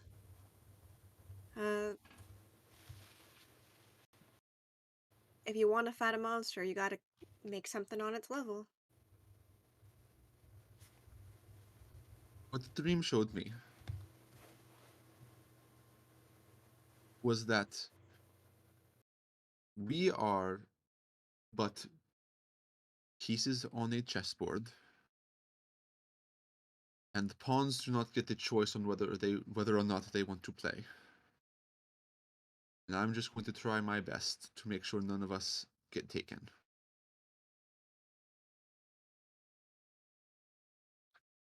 Maybe it's a good thing I don't know how to play dragon chess. Look, I there's I'm trying to think of how to phrase this. I don't want whatever this dreamer, speaker, whatever by the gods, whatever these things are. They're hurting people if they're chasing people. I want to stop it. Not just because innocent people are being swept up by this maybe god thing. I don't know. It's a it's a feeling. And I want to save my husband, but I've realized since I've left home that I want to make this world a better place. Maybe if I can have stories to tell of my own.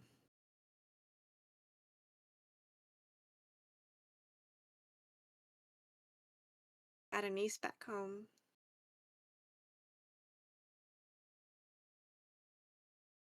I don't want this type of stuff be able to sweep her away.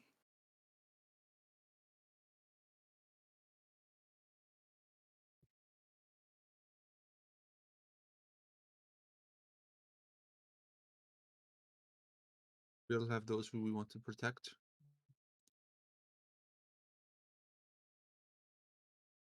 That That would do. Can I ask you something? And you can not answer if you don't want to.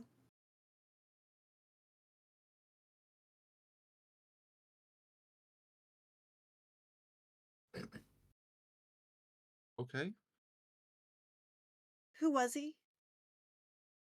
To you? The person you signed your laugh over for. Hmm.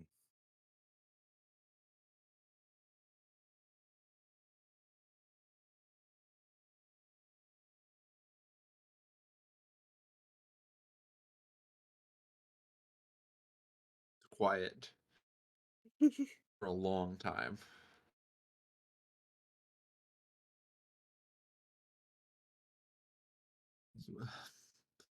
Was for my father.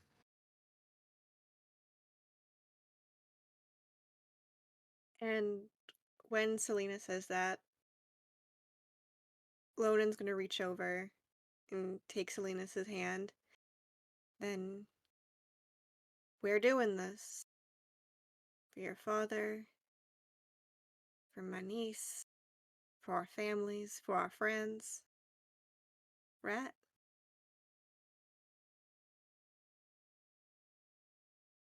Yes.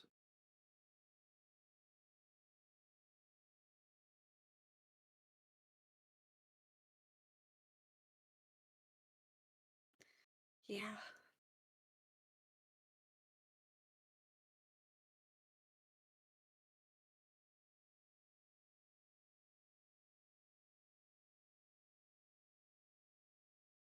So you two have that moment inside. Bros,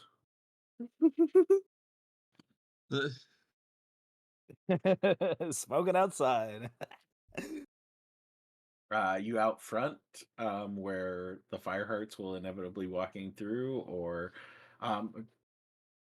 Xedre, in your description of your floor plan and stuff, is there any patio doors, anything like that, or just one entrance? There's just the one entrance, yeah. Okay. Yeah, we'd probably just be sitting out front. You know, for we did a smoke, and he'd probably be pretty quiet.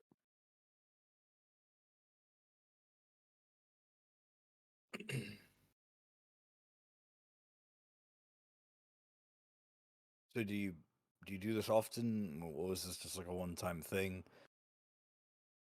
Never actually had one before. Oh, It's interesting. It's not bad. yeah. It sucks. It's why you end up getting, I think, addicted to it actually. But when you're in, um, oh, cargo buy. When you're in, um, a very free market economy, cigarettes worth the weight in gold, are even more valuable than that, to be honest. So it's, you ever find yourself in a pinch or you need to de-escalate a situation, I mean, hardly any rough and tumble individuals will say no to a pack of smokes. Yeah, I can see that. There's not a whole lot of these up in Torsland. Except maybe in Rehab. There's still some trade that goes on there, so you may want to stock up on a few. Definitely. Well, it's not like an everyday thing. I could quit if I wanted to. I don't want to, so, but I would suspect maybe the imports of tobacco would be very expensive in such a cold climate. Yeah, the primary market used to be slaves. Well, you know, awful. That was bad with old moral and all that though, so it's been a while. Yeah. Well, it's nice to hear that you have a pretty normal relationship with your family and parents and all that. To be honest, outside of the rage and Viking piracy, you actually are probably the most normal person here. Oh, well, I do appreciate that. At home it's fairly normal. Although our normal way of life is quite a bit different than elsewhere. Start Mm. training with weapons at a fairly young age. I don't think many other cultures do that. Mm. I don't know. Maybe not for like Xedre or Alfred, or, but at least in Tuluria, for me, it was actually fairly normal. I mean, to have the I mean, living out on in the outskirts on like a farm and shit like that, you don't want to get snuck up on by big foxes or wolves or, you know, Oh, understandable. And is bears. there other bigger threats? Yeah. But why didn't you say anything sooner about the letter? You've been keeping that on for a couple weeks. We had quite some big things going on. Oh, yeah, but don't you forget you're also a big piece of this, a big family too.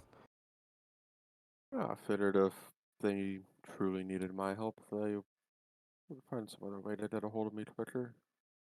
Um, my family haven't hoarded a whole lot, so I suppose we'll see how it goes when we get there. Were you worried? Oh, slightly. It's definitely odd, but do you know my people can hold their own?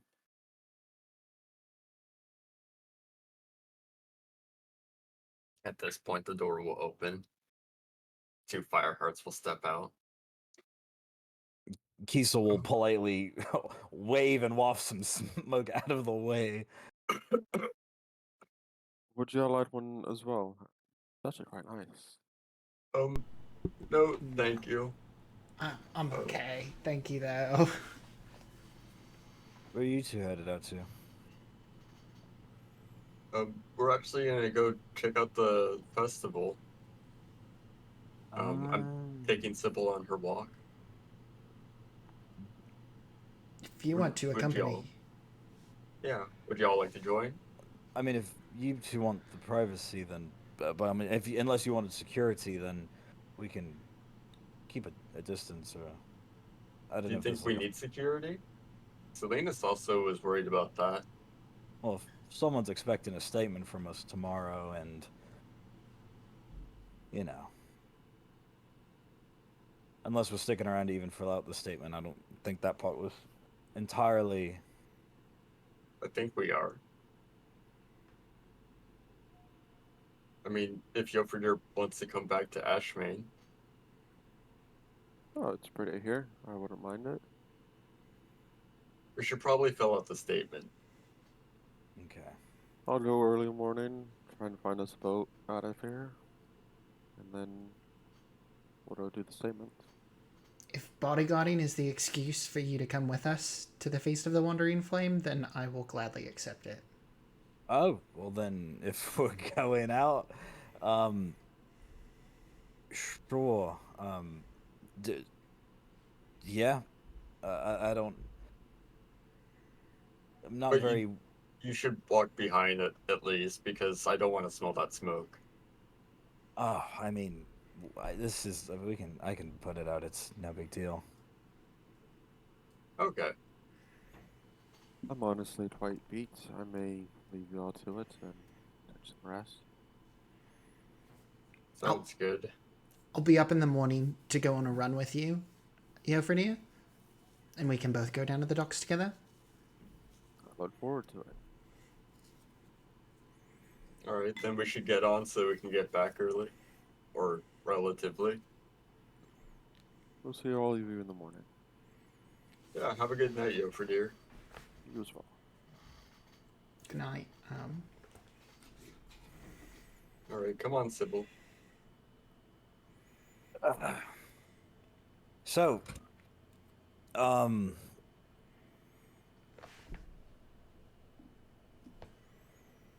this is weird. Are you okay, Kiesel? Yeah, you know, my bones. It's just, I don't know. This whole experience definitely has me with a lot to think about. You know, as does it all, but maybe that's why I've now agreed to this bodyguard gig. Maybe it'll be a nice little distraction from everything.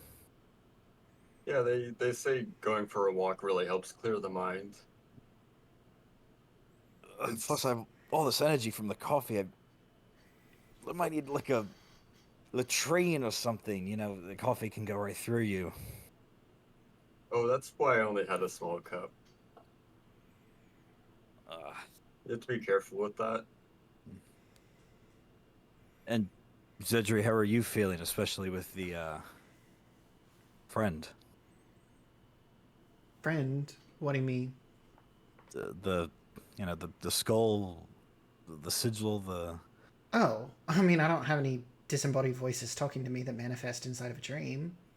No, that's just Ah. me. Well, that is very reassuring at the very least. Right. But I don't know. I mean, as we're walking and talking, I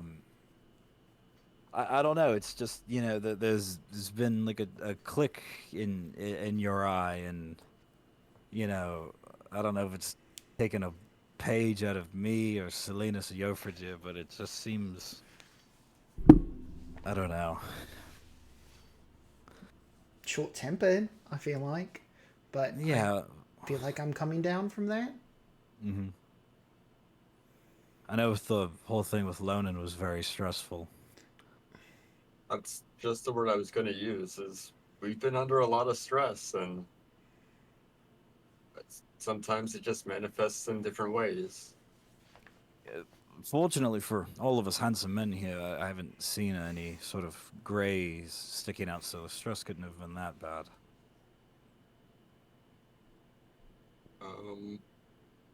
I don't think I'll get grays for a few more years. I hope. It depends how stressful these next few months turn out to be. I guess so. The good news is that any fires that you see tonight are not pious, but the bonfires in Xedre will gesture out. There's probably like little pips of illumination. I don't know how many bonfires there are for the festival, but It'll be nice to breathe these in and not ashes.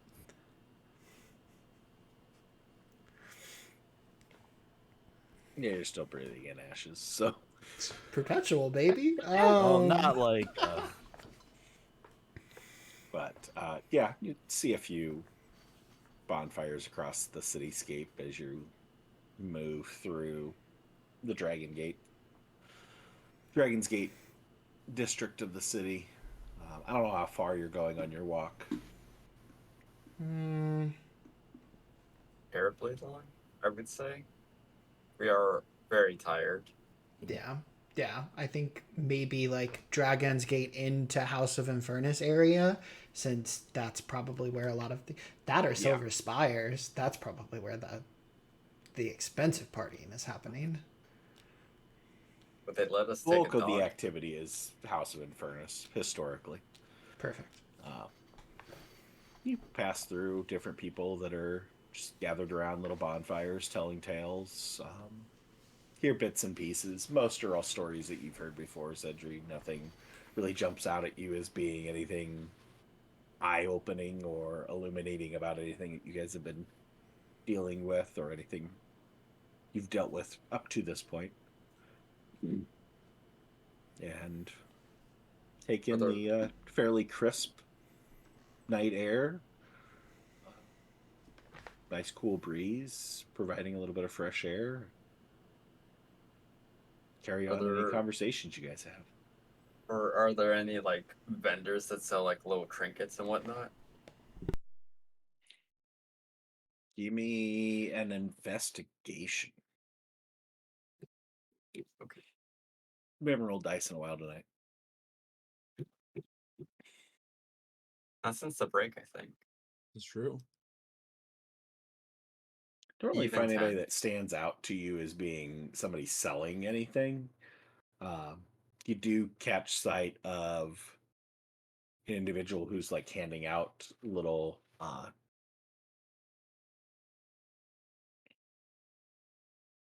like little marionette dolls that are about yay big, about 3-4 inches long. They're just basically a cross between a marionette doll and a wind chime. They're made out of metal, and it's just like little tubes for the arms and the legs, and a little, like a jingle bell for a head. And so they can dance them and make them make little sounds, subtle little wind chimey sounds. And But he's handing no, these out. yeah, he's just handing them out to some of the kids that are sitting around one of the fires. Yeah, for the kids. If you tell him you have a -1 in wisdom, he might give you one. Sorry.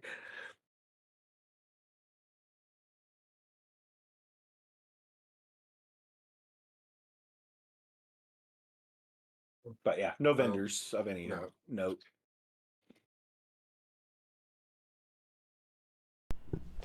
So was this really supposed to be just a casual stroll, or were you two going to look for your saints and get some Deus Ex questions asked?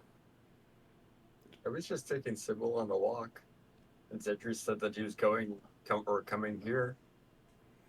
So, killed 2 birds with 1 stone. Just wanted to walk about a little bit. Well, I've given up on the lead of finding Forga. I will admit, maybe it was a little too far-fetched, but just about as far-fetched as rumors of a dragon, so... hey, no idea being thrown out at the boardroom is a bad idea.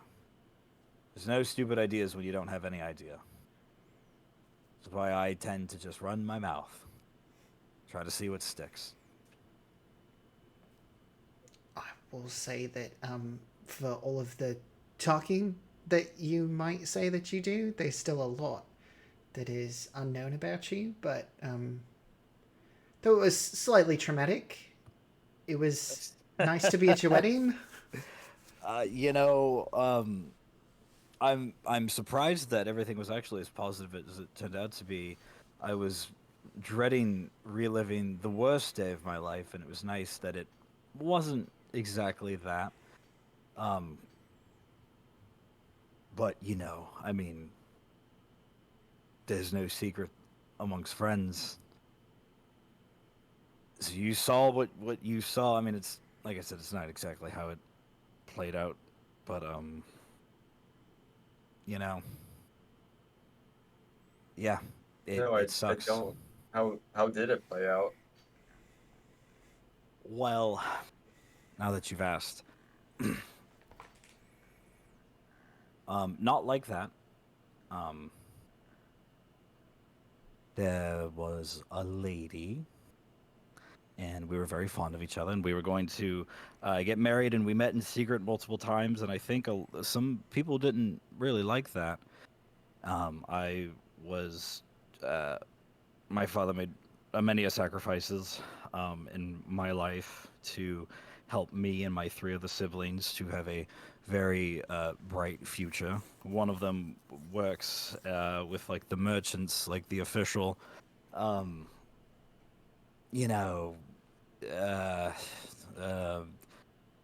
Kiesel's gonna start looking through his notebook. Hold on, my memory gets foggy. Oh, okay, yeah, the merchants. And then the other one was sent to the royal advisory. Actually, the one that I got very close with in the dream, who was a part of me, was sent to actually get a spot in the advisory court, which I don't know how you even land that fucking gig. And then my eldest sister went to go study under the spy master, and then I got sent off to do like god stuff. So for the first couple of years into that, it was like a big frat party. It was like how some people describe like being in a guild or like college or whatever, like a bard college on steroids. It was crazy, stupid debauchery. And I just got so lucky to, at the end of my training, get set up with a very lovely woman who was one of the royalty, and you know, you keep it professional, but the basic instinct of attraction cannot be denied after 2 days or however long it was. It wasn't very long that the professionalism of my job lasted. So we would meet up, and you know, she liked books, I liked books, and you know, I would sneak her out, and you know, it was a freedom thing. You know, Kiesel's the guy who talks about freedom and not paying his taxes, but it really was like that. You know, like walking barefoot and going to shitty dive bars, and it was fun. We had fun. Until one morning when I woke up and the you know, temple was on fire, and I run in there and there's corpses and bodies, and I find her. I will say though, I found it very suspicious that a lot of these bodies had blood splatters when it was supposed to be a burning building. You die of asphyxiation with smoke. You don't bleed from your back or your neck from arrows. So there I was, and I, you know, had a sword to the back of my head and several gazing eyes, and before I knew it, I was locked up and I was supposed to be fucking executed. And this is a lot right now, but I had a smoke earlier, so I'm cool about it, you know. But you know, I was supposed to have my head very carefully detached from the rest of my body, and I was in a big prison cell for like, I'm like 28, 27 now. I was like 19 when it happened, something like that, 17. The years really do blend together. It makes you go crazy. You lose a little bit of sanity when you're in there. You really lose a piece of yourself. But anyway, one day I get called, and this is it. This is the day. And well, wouldn't you know, Kiesel, get the fuck out of Telluria. We never want to see you again. So not only was it 10 years of my life that was robbed, I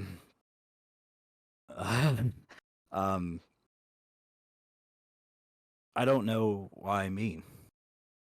You know, and I can sit there and I can pray to the gods, and I can ask for help, and I can do all this, but you know what? It was just me for 10 years in a cell, and fighting for my life, trading smokes and clean underwear and rocks to bludgeon people with. You know, that's all it was. And now I'm here, miles away from home, and I don't know if she's alive. She could be. I would give nothing more to disappear tomorrow. No offense to any of you. But it makes you go crazy.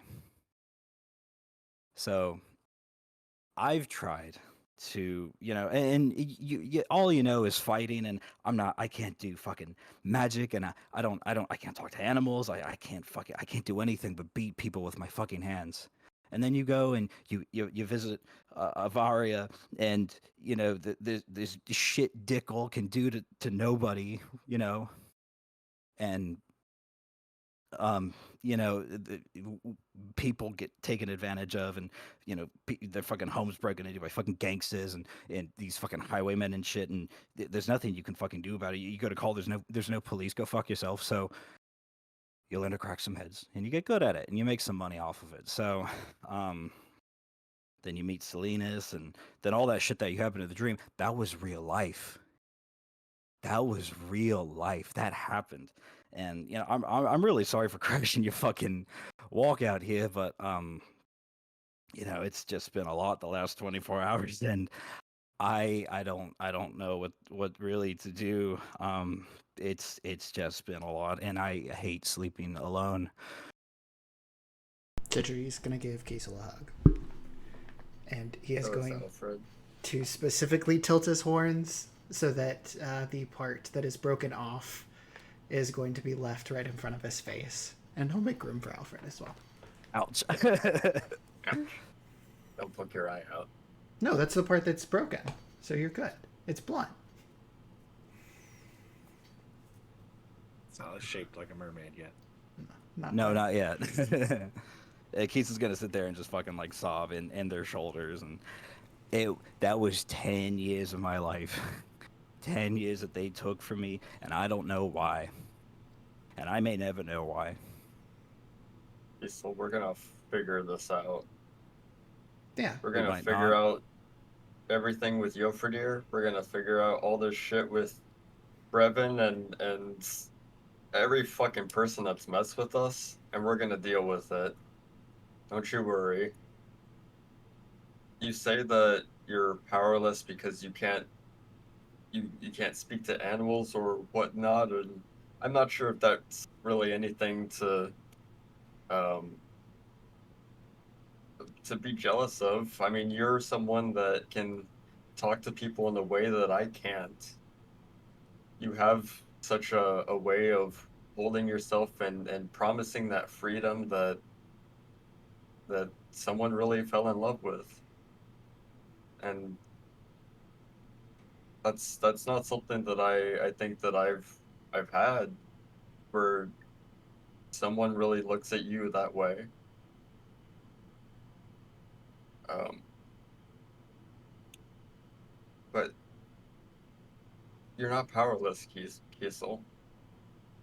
You're a great man, and I'm glad to know you, and I'm glad you're here with me. No matter what happens, we're gonna figure it out, though.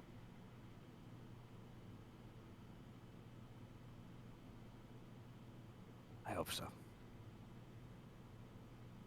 You people are all that I have. Even Loden. Even though we just met her. Under very tumultuous circumstances. And, you know, when she was in that coffin, and all I saw was a girl away from her family who had people who, you know, miss her.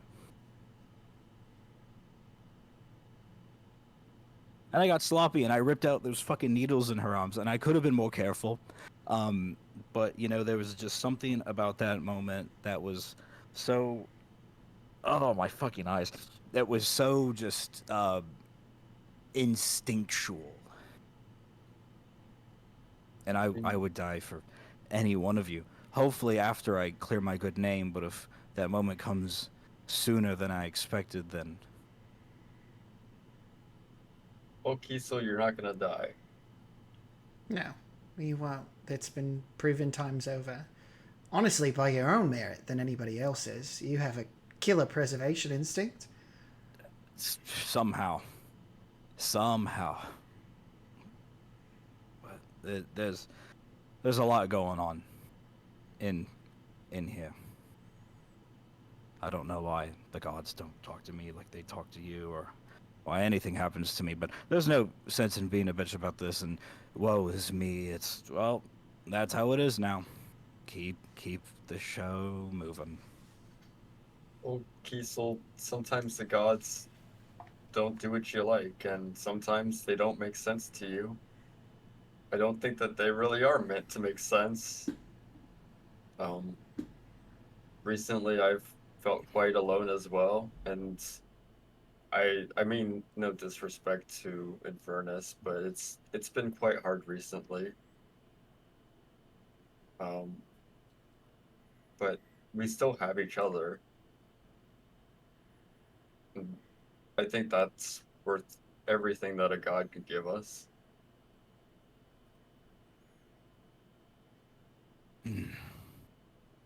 That and some good food, I suppose. Just that dessert was very nourishing. I think that's what allowed all of this to really overflow. Just sweet stuff. Yeah. It's sweet stuff, but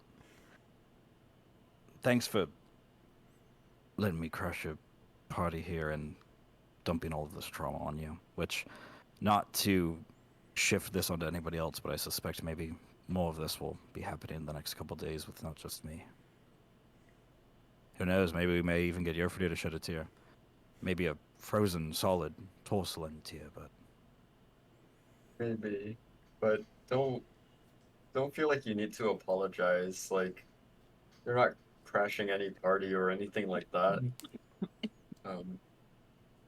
Actually, quite the opposite. Thank you so much for trusting us. I know it's something that you don't readily do, and I do appreciate that.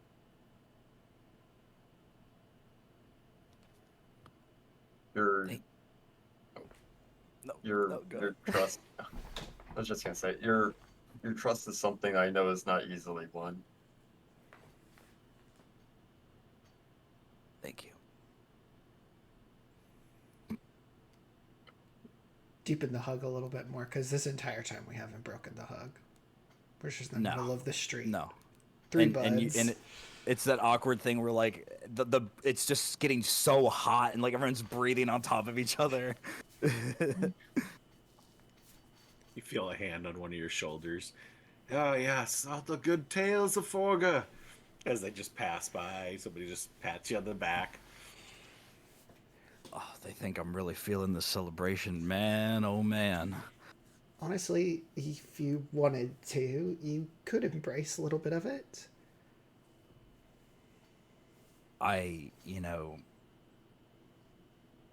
It's all I can do. You... Because, man, is it awkward being a dick about the whole religion thing when, Right, but from what it sounds like, you've been a wanderer ever since what happened inside of that temple, and after you were exiled. So maybe you can find a little bit of solace in all of these tales, no matter how far-fetched they are, or how real they are. And Xedre will give like a little tiny glance over towards Alfred. Alfred won't make any reaction. You'll be stoic.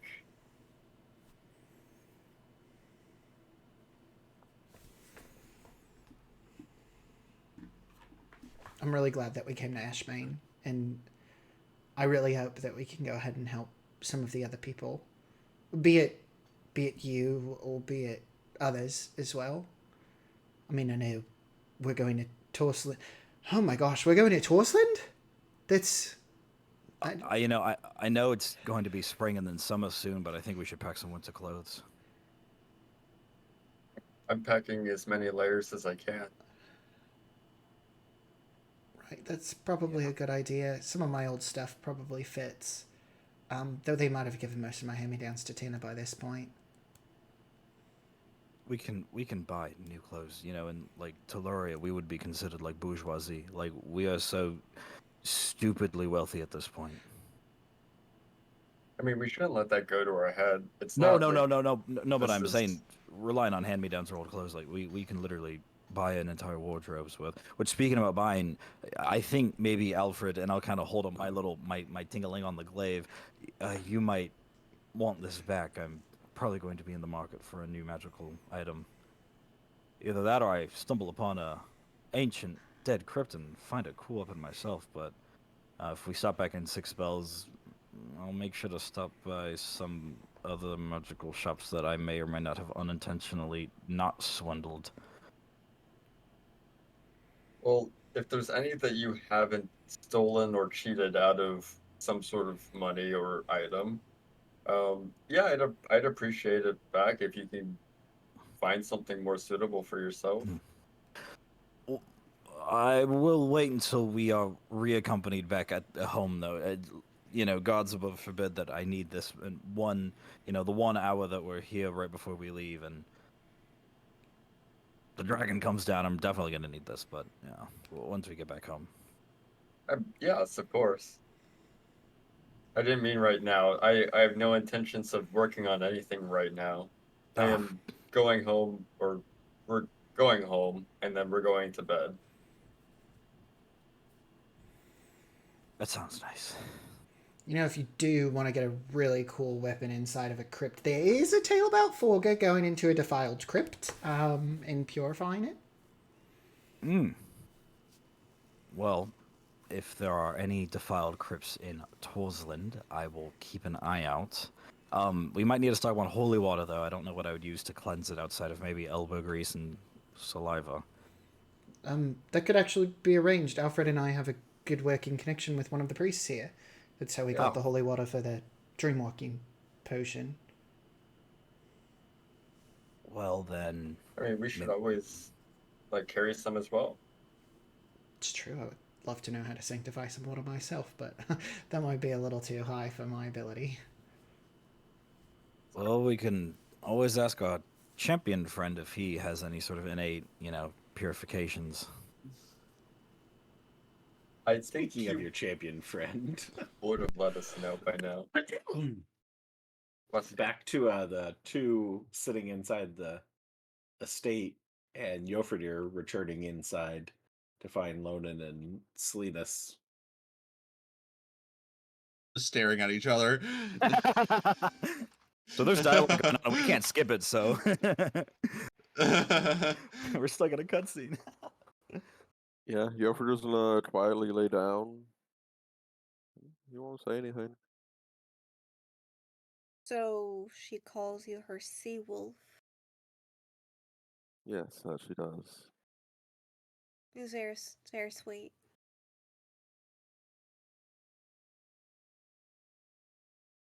She came up with it. Oh, I can tell.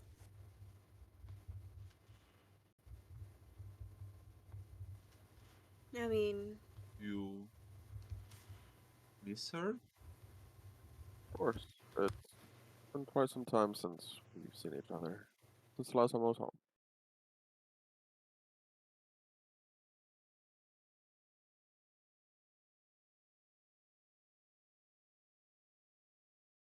What does she think about you doing all of this? Oh, she has no issue with it. She hasn't had me not come back yet, so good sign. she might change my mind from leaving someday, but for now I don't think so.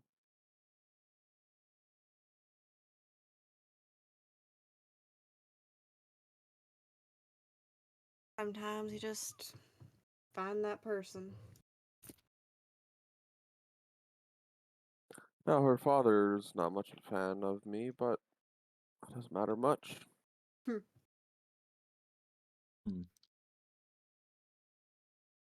No, I get that.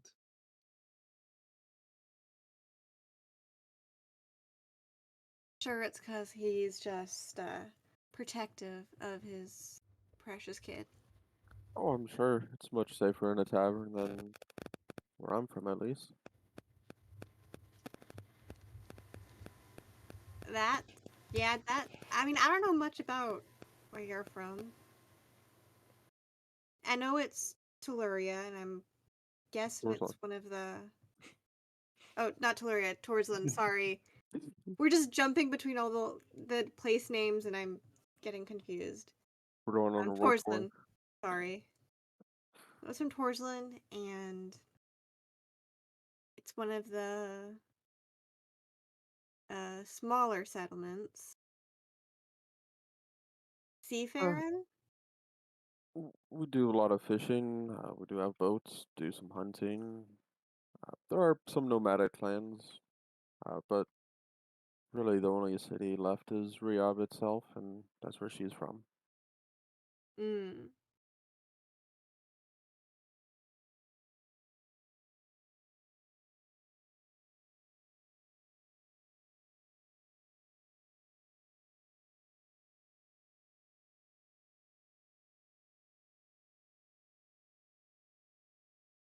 We Long ain't pause, silence. we ain't a talkative trio, are we? I've never been much of a speaker. Not. I have a lot on my mind. I mean, yeah. Yeah.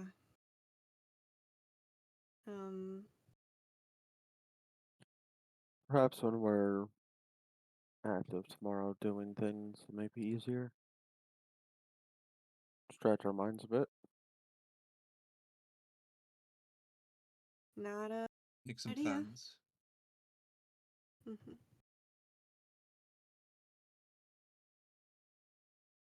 Oh, Xedre and I will be looking for a boat in the morning on my morning run. He will be joining me.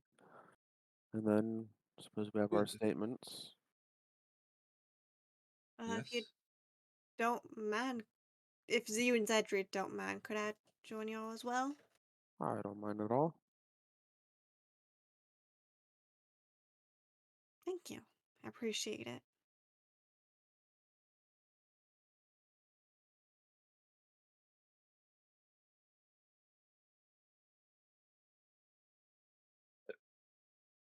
Might be the most awkward 3 to try to have a sit-down conversation. I suppose we should all get some rest. Got a busy day ahead. I want to Lord. get this. She's gonna motion to the piece of red cloth that she's knitting. I want to get this a little farther along. What's gonna Finish be your row. the? Finish your row. Yeah. Um, what's the weather gonna be like? You know? Cold. You know what? I don't know what else I expected you to say. That's a pretty accurate. Yeah, even the summer is quite cold, but it'll be nice, but it'll be quite cold still. Er, I mean, I have my winter jacket, but I still might need to pick up something a little extra.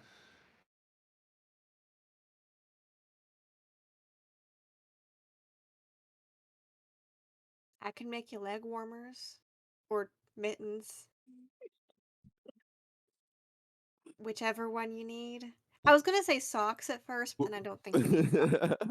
Like Uh, pat All your right, knee. AJ, hoof update that warmers? artwork with leg warmers. Awesome. Hoof warmers? Awesome.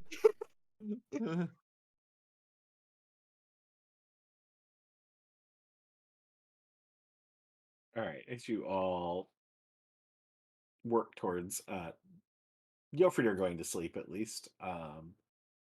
Lonan working on her project.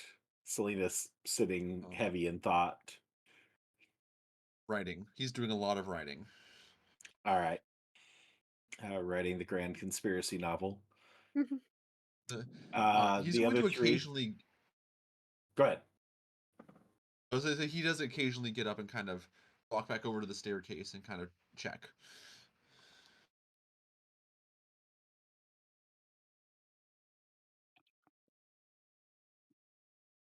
No signs of activity of any sort. Seems everybody's in bed for the evening. Eventually, the other three return. Kiesel carrying inspiration for the lovely moment earlier where you almost had me crying. So, props to you. Thank you. That was good. Um, Would it have been possible to purchase some sort of baked good? Something that would have kept maybe a little bit better than something like meat or a perishable like cooked veggie or something, to bring back to the group? Purchase? No, but there is food that's being freely handed out. You find a familiar face, some family friend, not somebody that you actually know by name, really. You struggle to try and grasp the exact name, and you Oh. just do a very good job of, oh, yeah, back in town. Nice to see you. How's the family? How's everybody doing? And they provide you with uh, some braided bread that has some sort of filling down the middle. You recall it being typically some sort of fruit filling that's in amongst the braids. Closest comparison I could probably give you, and you guys may not have this. This is a more cultural thing for people around Czech culture, but a kolach. Yes. Yeah. Yeah. Bocce. Yeah. Yeah. Very similar. Very simple pastry bread with this fruit filling but then it's done in more like a French bread loaf. And so it's a long thing that you can cut into multiple pieces for people. but all made with preserves and things like that. It should hold up pretty well. A ton of berry flavor. No, it's not. Those are short supply still. Right. Yeah, Xedre will he will hold on to it. He's not going to go ahead and break it yet. But then tell everybody we could probably go ahead and have this with breakfast in the morning. Whatever my dad's making. It should be quite a bit, but that way we at least have something. Yeah, that'd be nice. It's always nice to have something sweet in the morning. Kiesel, you mentioned that your favorite thing is pie. Do you want me to ask my dad if he could go ahead and make you some? No, I like to leave it for special occasions. Trust me, crying is not a very special occasion. It happens more often than you think. That sounds awful. No thank you is what a normal person would say.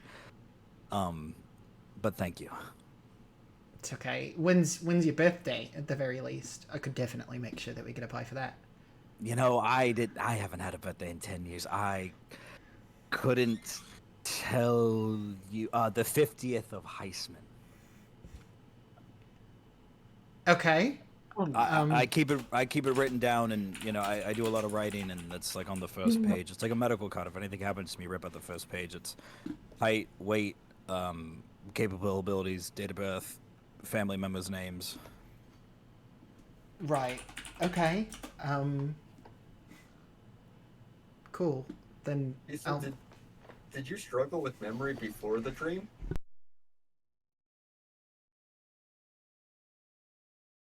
Yes. Did you have a head injury? Not physically. Okay.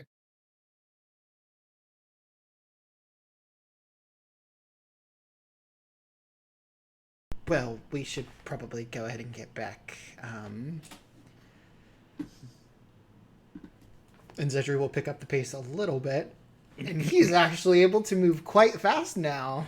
Oh god damn it! You're 40 fucking movement speed, man. Xedre, wait up. Xedre. Sorry. It looks like Cybil probably wants to get back to. Man. Xedre was more offended by the awkward conversation than I was. He's really trying to get home.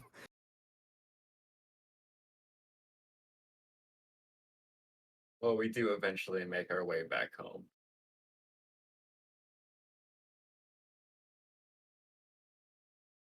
Maybe you did.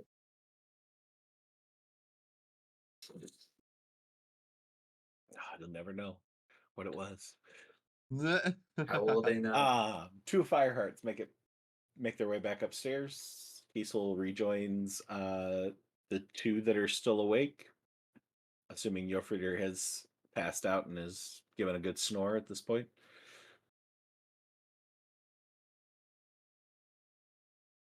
Yeah. I guess I will open it up as to does anybody else have any other conversations they wish to have, aside to not put you into awkward silences with each other further going forward.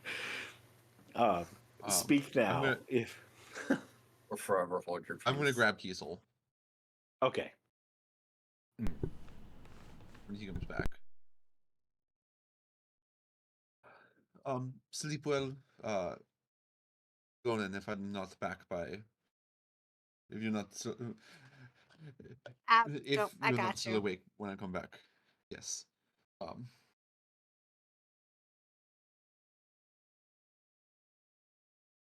Kiesel? Yes. I walk back out into the porch once again. How are you doing?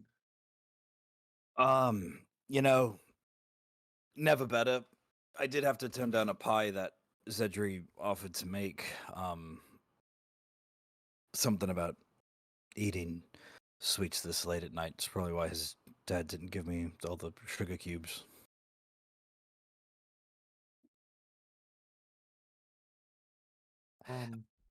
I How tragic. yeah. um Now I talked to Xedre and Alfred, and I might have opened up a little bit. Right. And that is good. I hope that means you're not planning on running again. No, we're nowhere.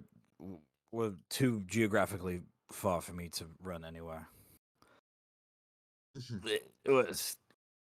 Trust me, when that time comes, when I feel like I do need to leave, it won't be a letter in lipstick like Jofriedr had, but it won't be entirely out of the blue. No, is last time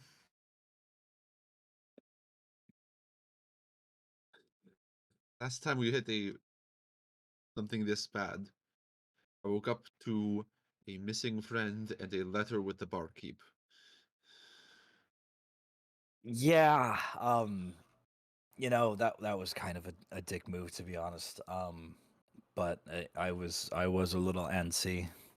But no, everything feels a little bit better. And it won't be like that. Not I wouldn't hide that from you again. Yeah. Like I said,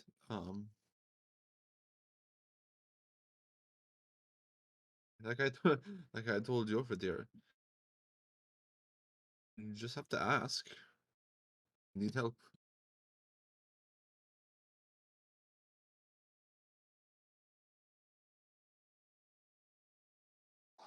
That's the hard part.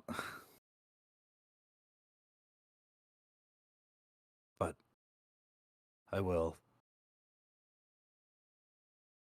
remember to do Good. so.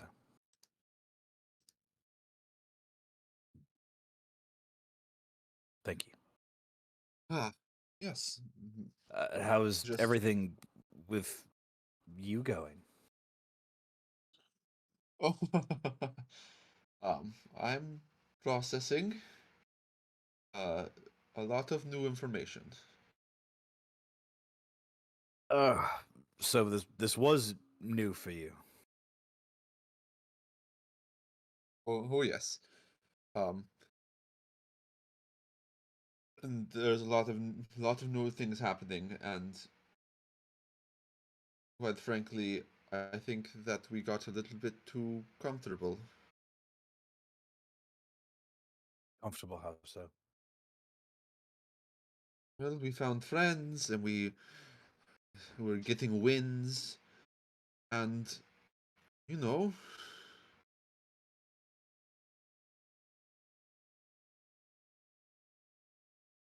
stop trying to hide. Spent almost a year hiding, running.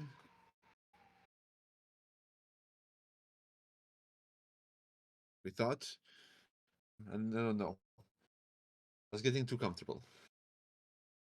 People are Com- great. comfortable not sleeping in next to cow pastures? I mean,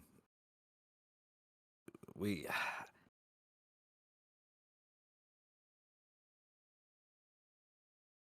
There's not just a little bit of you that is worried that whoever wasn't came out of that portal was working for X. to be honest, Silenus, that hasn't even crossed my mind.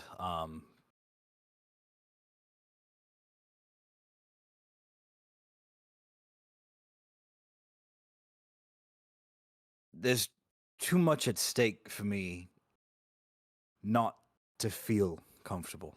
there's too much at stake for me to want to feel like we have to hide or we have to run. I don't want to hide anymore. For you, for everybody, Lonan, Volto, Percy, everybody that we have now, I will be a bulwark for them. No more hiding.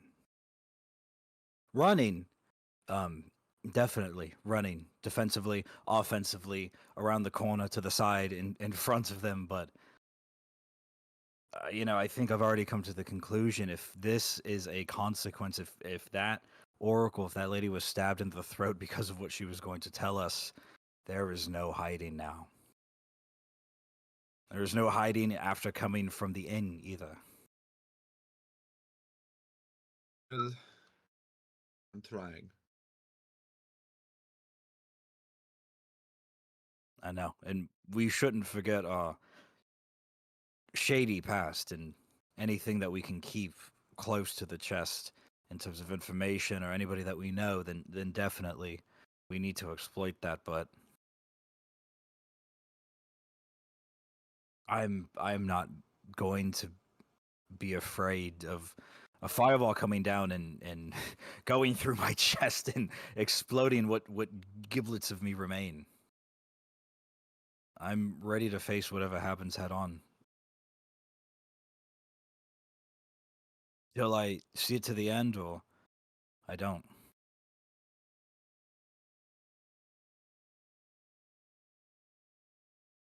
Full eye contact. Unbreaking eye contact. Kiesel, the only way that you'll be dead is if my old body is already down in the ground. I would figure so. And you know what? If I were to die, that would be some shitty luck, considering you, Alfred, Lonan, and Silenus can do something to, prevent all of that from happening. So if I die, I think there are worse problems with the inner workings of this body's composition. I'll go in and No, give just- Silenus a big hug.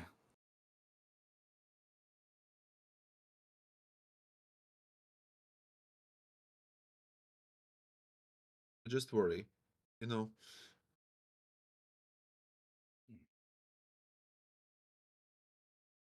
I know.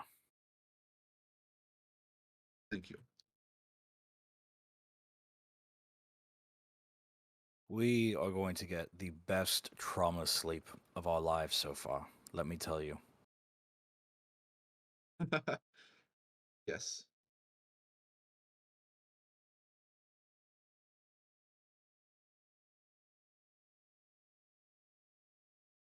All right. No. Do you retire back inside?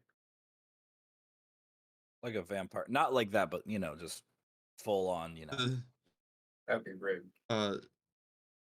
Selena stays outside for a bit longer.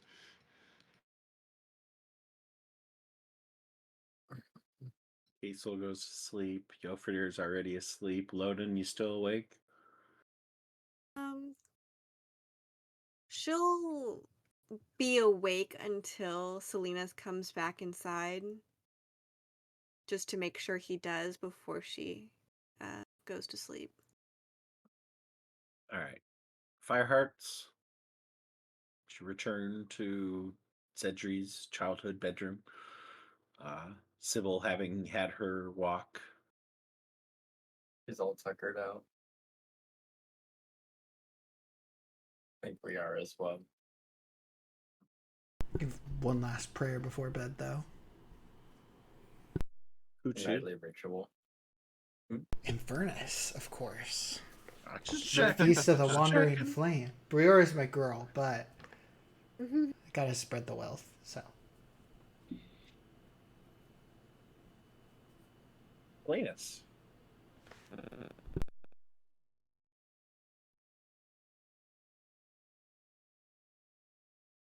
Yes. Still standing out front. Well, hopefully sitting, but yes. Retainer back yet? Hear a couple pebbles fall, and then a thud on the ground as Tanner's feet hit the ground. Picks himself up, looks around, thought he pulled that off without anybody seeing.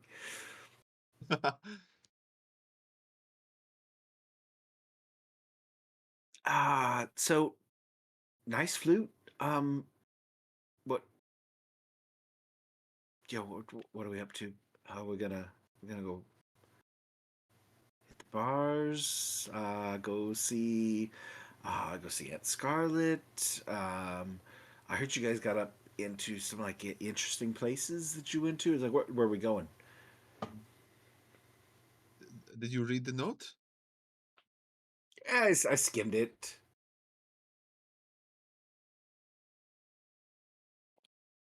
All right. Like Just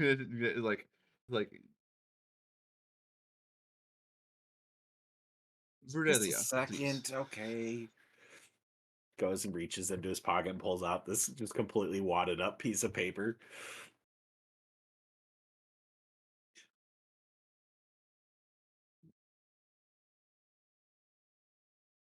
Um, Vir- uh, would you mind?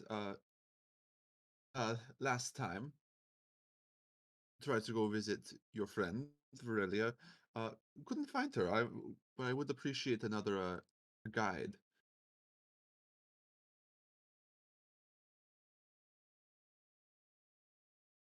All right. Yeah. Yeah. He's like trying to smooth the paper out on his pant leg now that he's realizing the note wasn't 100%. The whole note was for him. Like, it's good. It's good. Yeah, we could do that. Mm, Probably yes, thank you. quickly. Don't particularly want to. I'm pretty sure I'm in for some not so pleasant punishment for, like everything you guys got me involved in yesterday. I'm not exactly sure what all transpired or how the hell I got involved, but yeah. So if we could, yeah, not avoid digging the hole any deeper, that'd be great.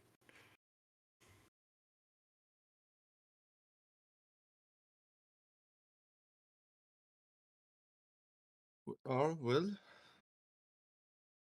um, yes. Her quickly and stealthily. That's what you're good at, right? Oh, yeah, yeah, not a problem. And he'll immediately head off into the darkness, kind of hugging the wall that's the edge of Briora's gardens, moving north out of town. Yeah. I almost hate to interrupt this, but because Lonan is staying up, specifically waiting for Silenus to come back inside, Mhm. would this length of time already be suspicious? Because it's just like, I think she'd probably go It's check on maybe been a him. couple minutes since, maybe 5 minutes since Kiesel came in. Can I say she's going to check on him? Up to you. Yeah, as you guys are about to go, she's gonna poke her head out. Are you okay? You poke your head out just as Just fine. Salinas is just starting to leave. You don't see Tanner. You just So I make see a stealth check. Salinas. I make a stealth check. Sure. I'm never gonna You know beat. what? Go ahead. I'm never gonna beat. I'm never gonna beat Lonan's perception, but I'm gonna try. God damn it.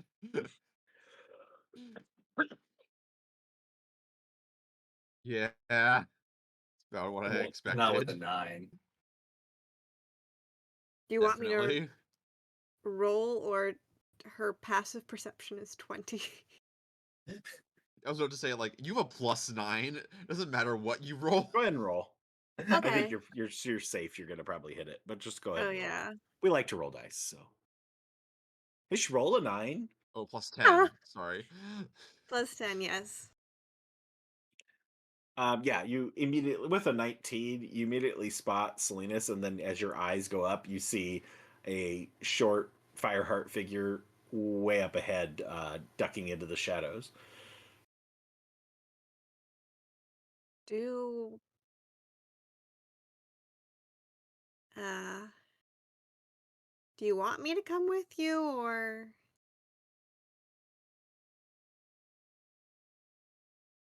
Uh, are you sure anyone else being awake this late?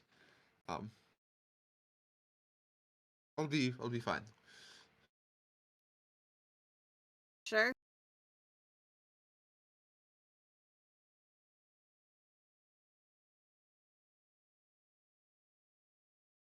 Yes.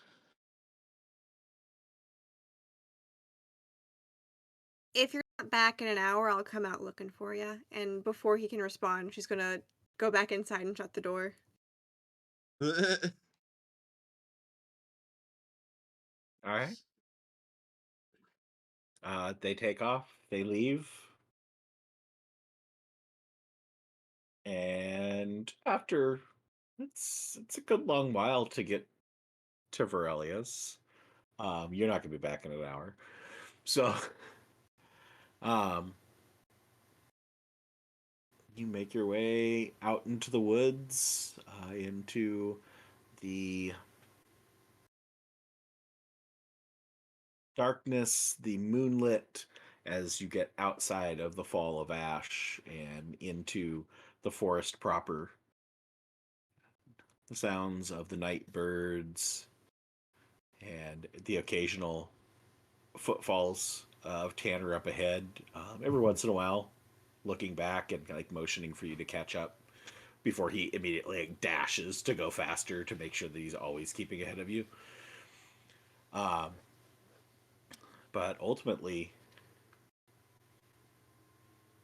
you reach the clearing in the woods and Vrelia's little shack, little cabin sits there, quiet and little wisp of smoke coming from the chimney. It is such a neat trick.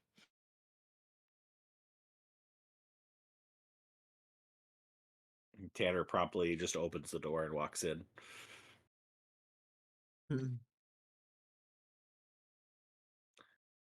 Do you follow? Yes.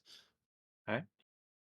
Step in to see Tanner in the cookie jar, as Tanner does.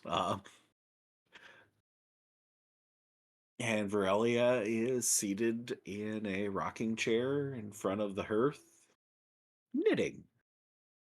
Seems to be a popular thing to Huh. do this evening. As she just kind of gazes into the flames, she doesn't turn, doesn't regard you at all as you step in. Sits her long, bony fingers working through. Give me a perception check. Sure.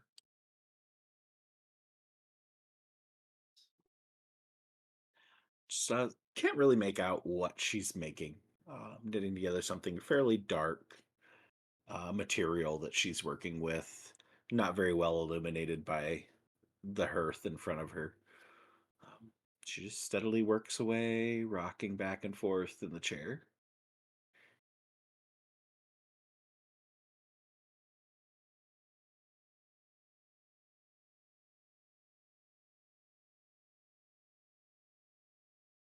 Um, sorry to disturb you.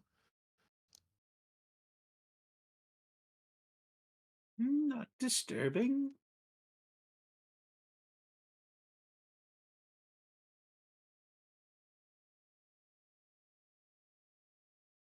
Ah,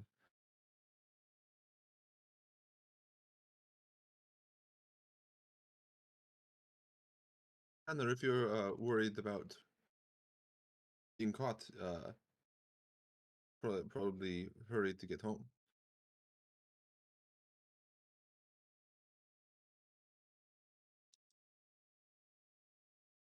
Tanner shrugs his shoulders as he sticks 3 more cookies in his mouth with a mouthful. Just kind of like does a tip of the hat as he skedaddles out the door.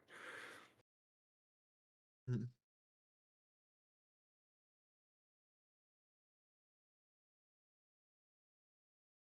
All right, Um, out with it. well, I didn't get a chance to say thank you for your help the other day. Oh, So I've you come with didn't some come all gifts. the way out here just to thank me for my help? No, but that's the first thing. He just reaches into his pack and he pulls out a tin of tea. This one was recommended to me by the vendor. That is was a very nice blend. For your help and your hospitality. But you're right. Um, if I could, I'd like to ask a few more questions. She kind of just holds her hand out with those long, bony fingers and just kind of go on. Kind of walks around to join her by the fire. She just motions Um, with her hand for you to take a seat. It's a simple chair sitting across from her, the opposite side of the hearth.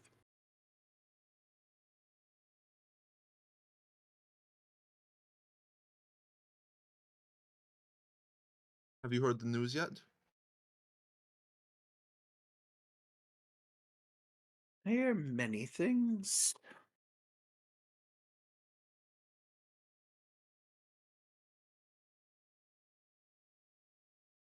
Well, Oracle is gone. At the very least, maybe dead.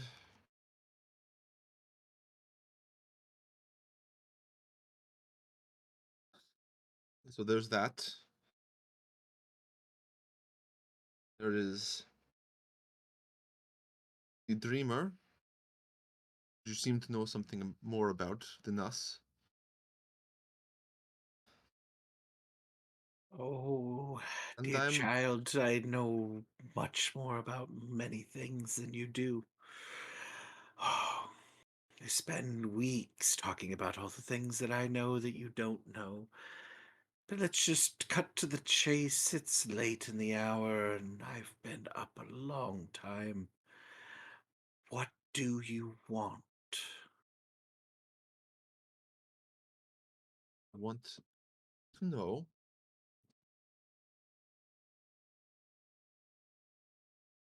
what's really going on.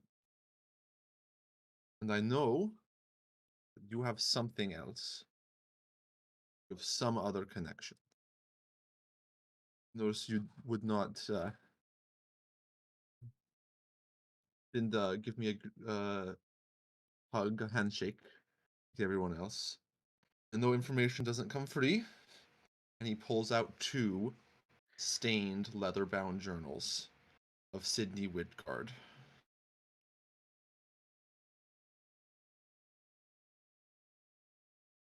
As frankly, I wouldn't know anyone else to give these to that I would trust. And move over to her.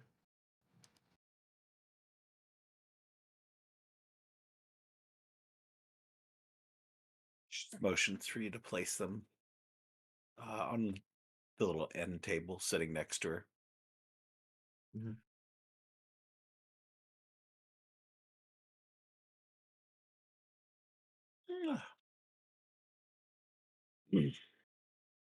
A simple offering, I suppose.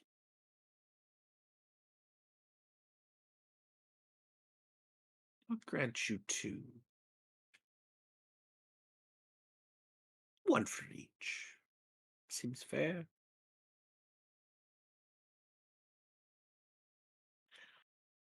All right. 2 questions, 2 answers. No more, no less. Ooh.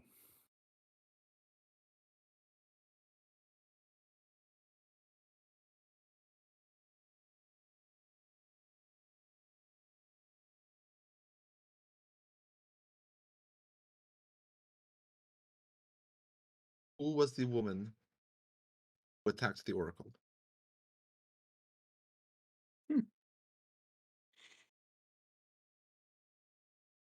The elven woman. Yes. And she's had many names. I suppose at her heart, Carenza.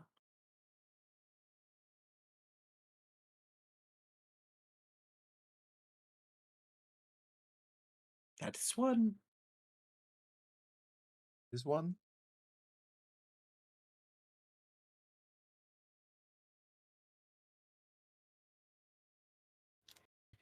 My other? He thinks for a long time about his family and about this person that's hunting him.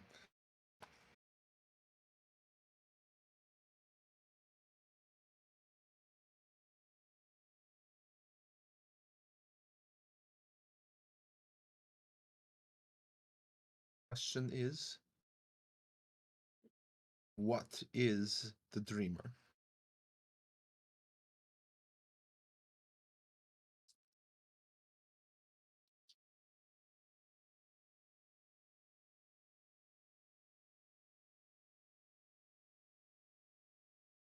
There are very few that remember him.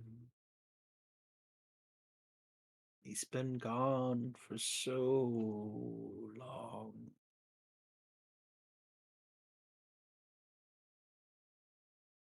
Not sure what you would call him, but at one time, long before me,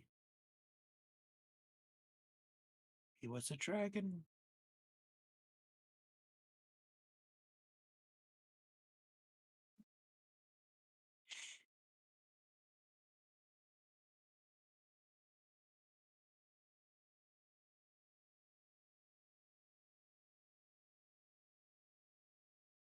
It's Silenus. Hmm. Your eyes open. You're laying on the floor in Xedre's living room Oh. Oh, with your 2 did questions Lonan have to answered. go out? Dang it, I was gonna ask her if she had if she wanted to ask me any questions. She already knows. That's a third They already know. question. Apparently. Uh, did Lonan have to go out looking for me? No. Lonan, as you wait patiently in the room, continuing your project off and on, kind of just the patience turning to impatience as the minutes pass by. Mm-hmm. No sign of return from Silenus. Never see any sign of the smaller statured Fireheart that you spotted in the shadows. Um, Everything stays quiet in the house. Everybody's sleeping away. And you feel like you must have just closed your eyes for a moment. Must have just passed sleep for a moment. Because at one point you look and Silenus isn't there. And then a few moments later you look and Silenus is laying there, what appears to be soundly asleep.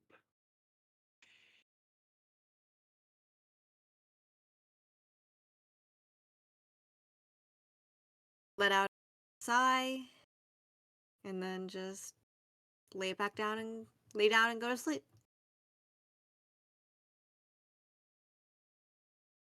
All right. As the last of you turns in for the night,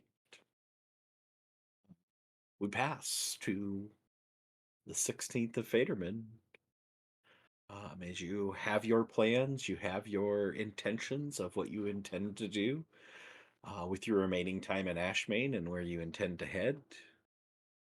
And that is where we will end book 2 officially. Wow. Speaking about dragons. Yeah. And what a reveal. Oh my god. Been 2 years and we finally have something else. We finally have more than a name.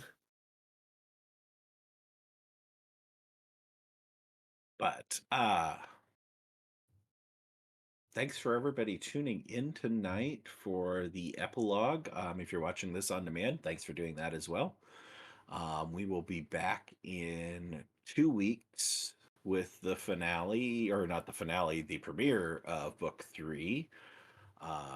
See where we head from there. The intentions of heading to Torslin. Brief stop off in Six Bells, it sounds like, and then go find out what's up with that note, what's up with all these lovely dream things, and yeah, the dreamer was a dragon, is a dragon, may It's become a dragons all the dragon, way who down. knows, but and You knows. I knows.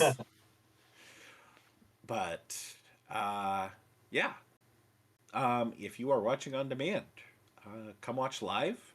We'd love to have some great turnout for the first episode in 2 weeks of book 3. I'm going to sweeten the pot and I'm going to do a giveaway at the first chapter. May do that as a tradition going forward. We'll see how that goes. But those of you that come in, tune in, have an opportunity to win some stuff. So that'll be cool. As if you needed more incentive to show up, right? Okay. But anyway, during our live, we do post game stuff and we do some other things. We may be doing some formatting changes going into book 3. So it is much better to tune in, watch live. It's much better if you're a subscriber on Twitch. Please come do that. If not, we still appreciate any viewership that we get. And so tune in whatever way works for you, but definitely there's some incentive to show up live. And in the meantime, next week we will have our first session of Aurelia's Cauldron. We're going to homebrew some stuff. I believe we are looking at some magic arrows, trying to work out some magic arrows, as well as working on some warlock subclasses for the other deities to go with lovely Silenus and his relationship with Aurora, looking at doing ones for the other ones. And we'll just see what we got time for. Be pretty informal, just a matter of kind of chatting through making some stuff.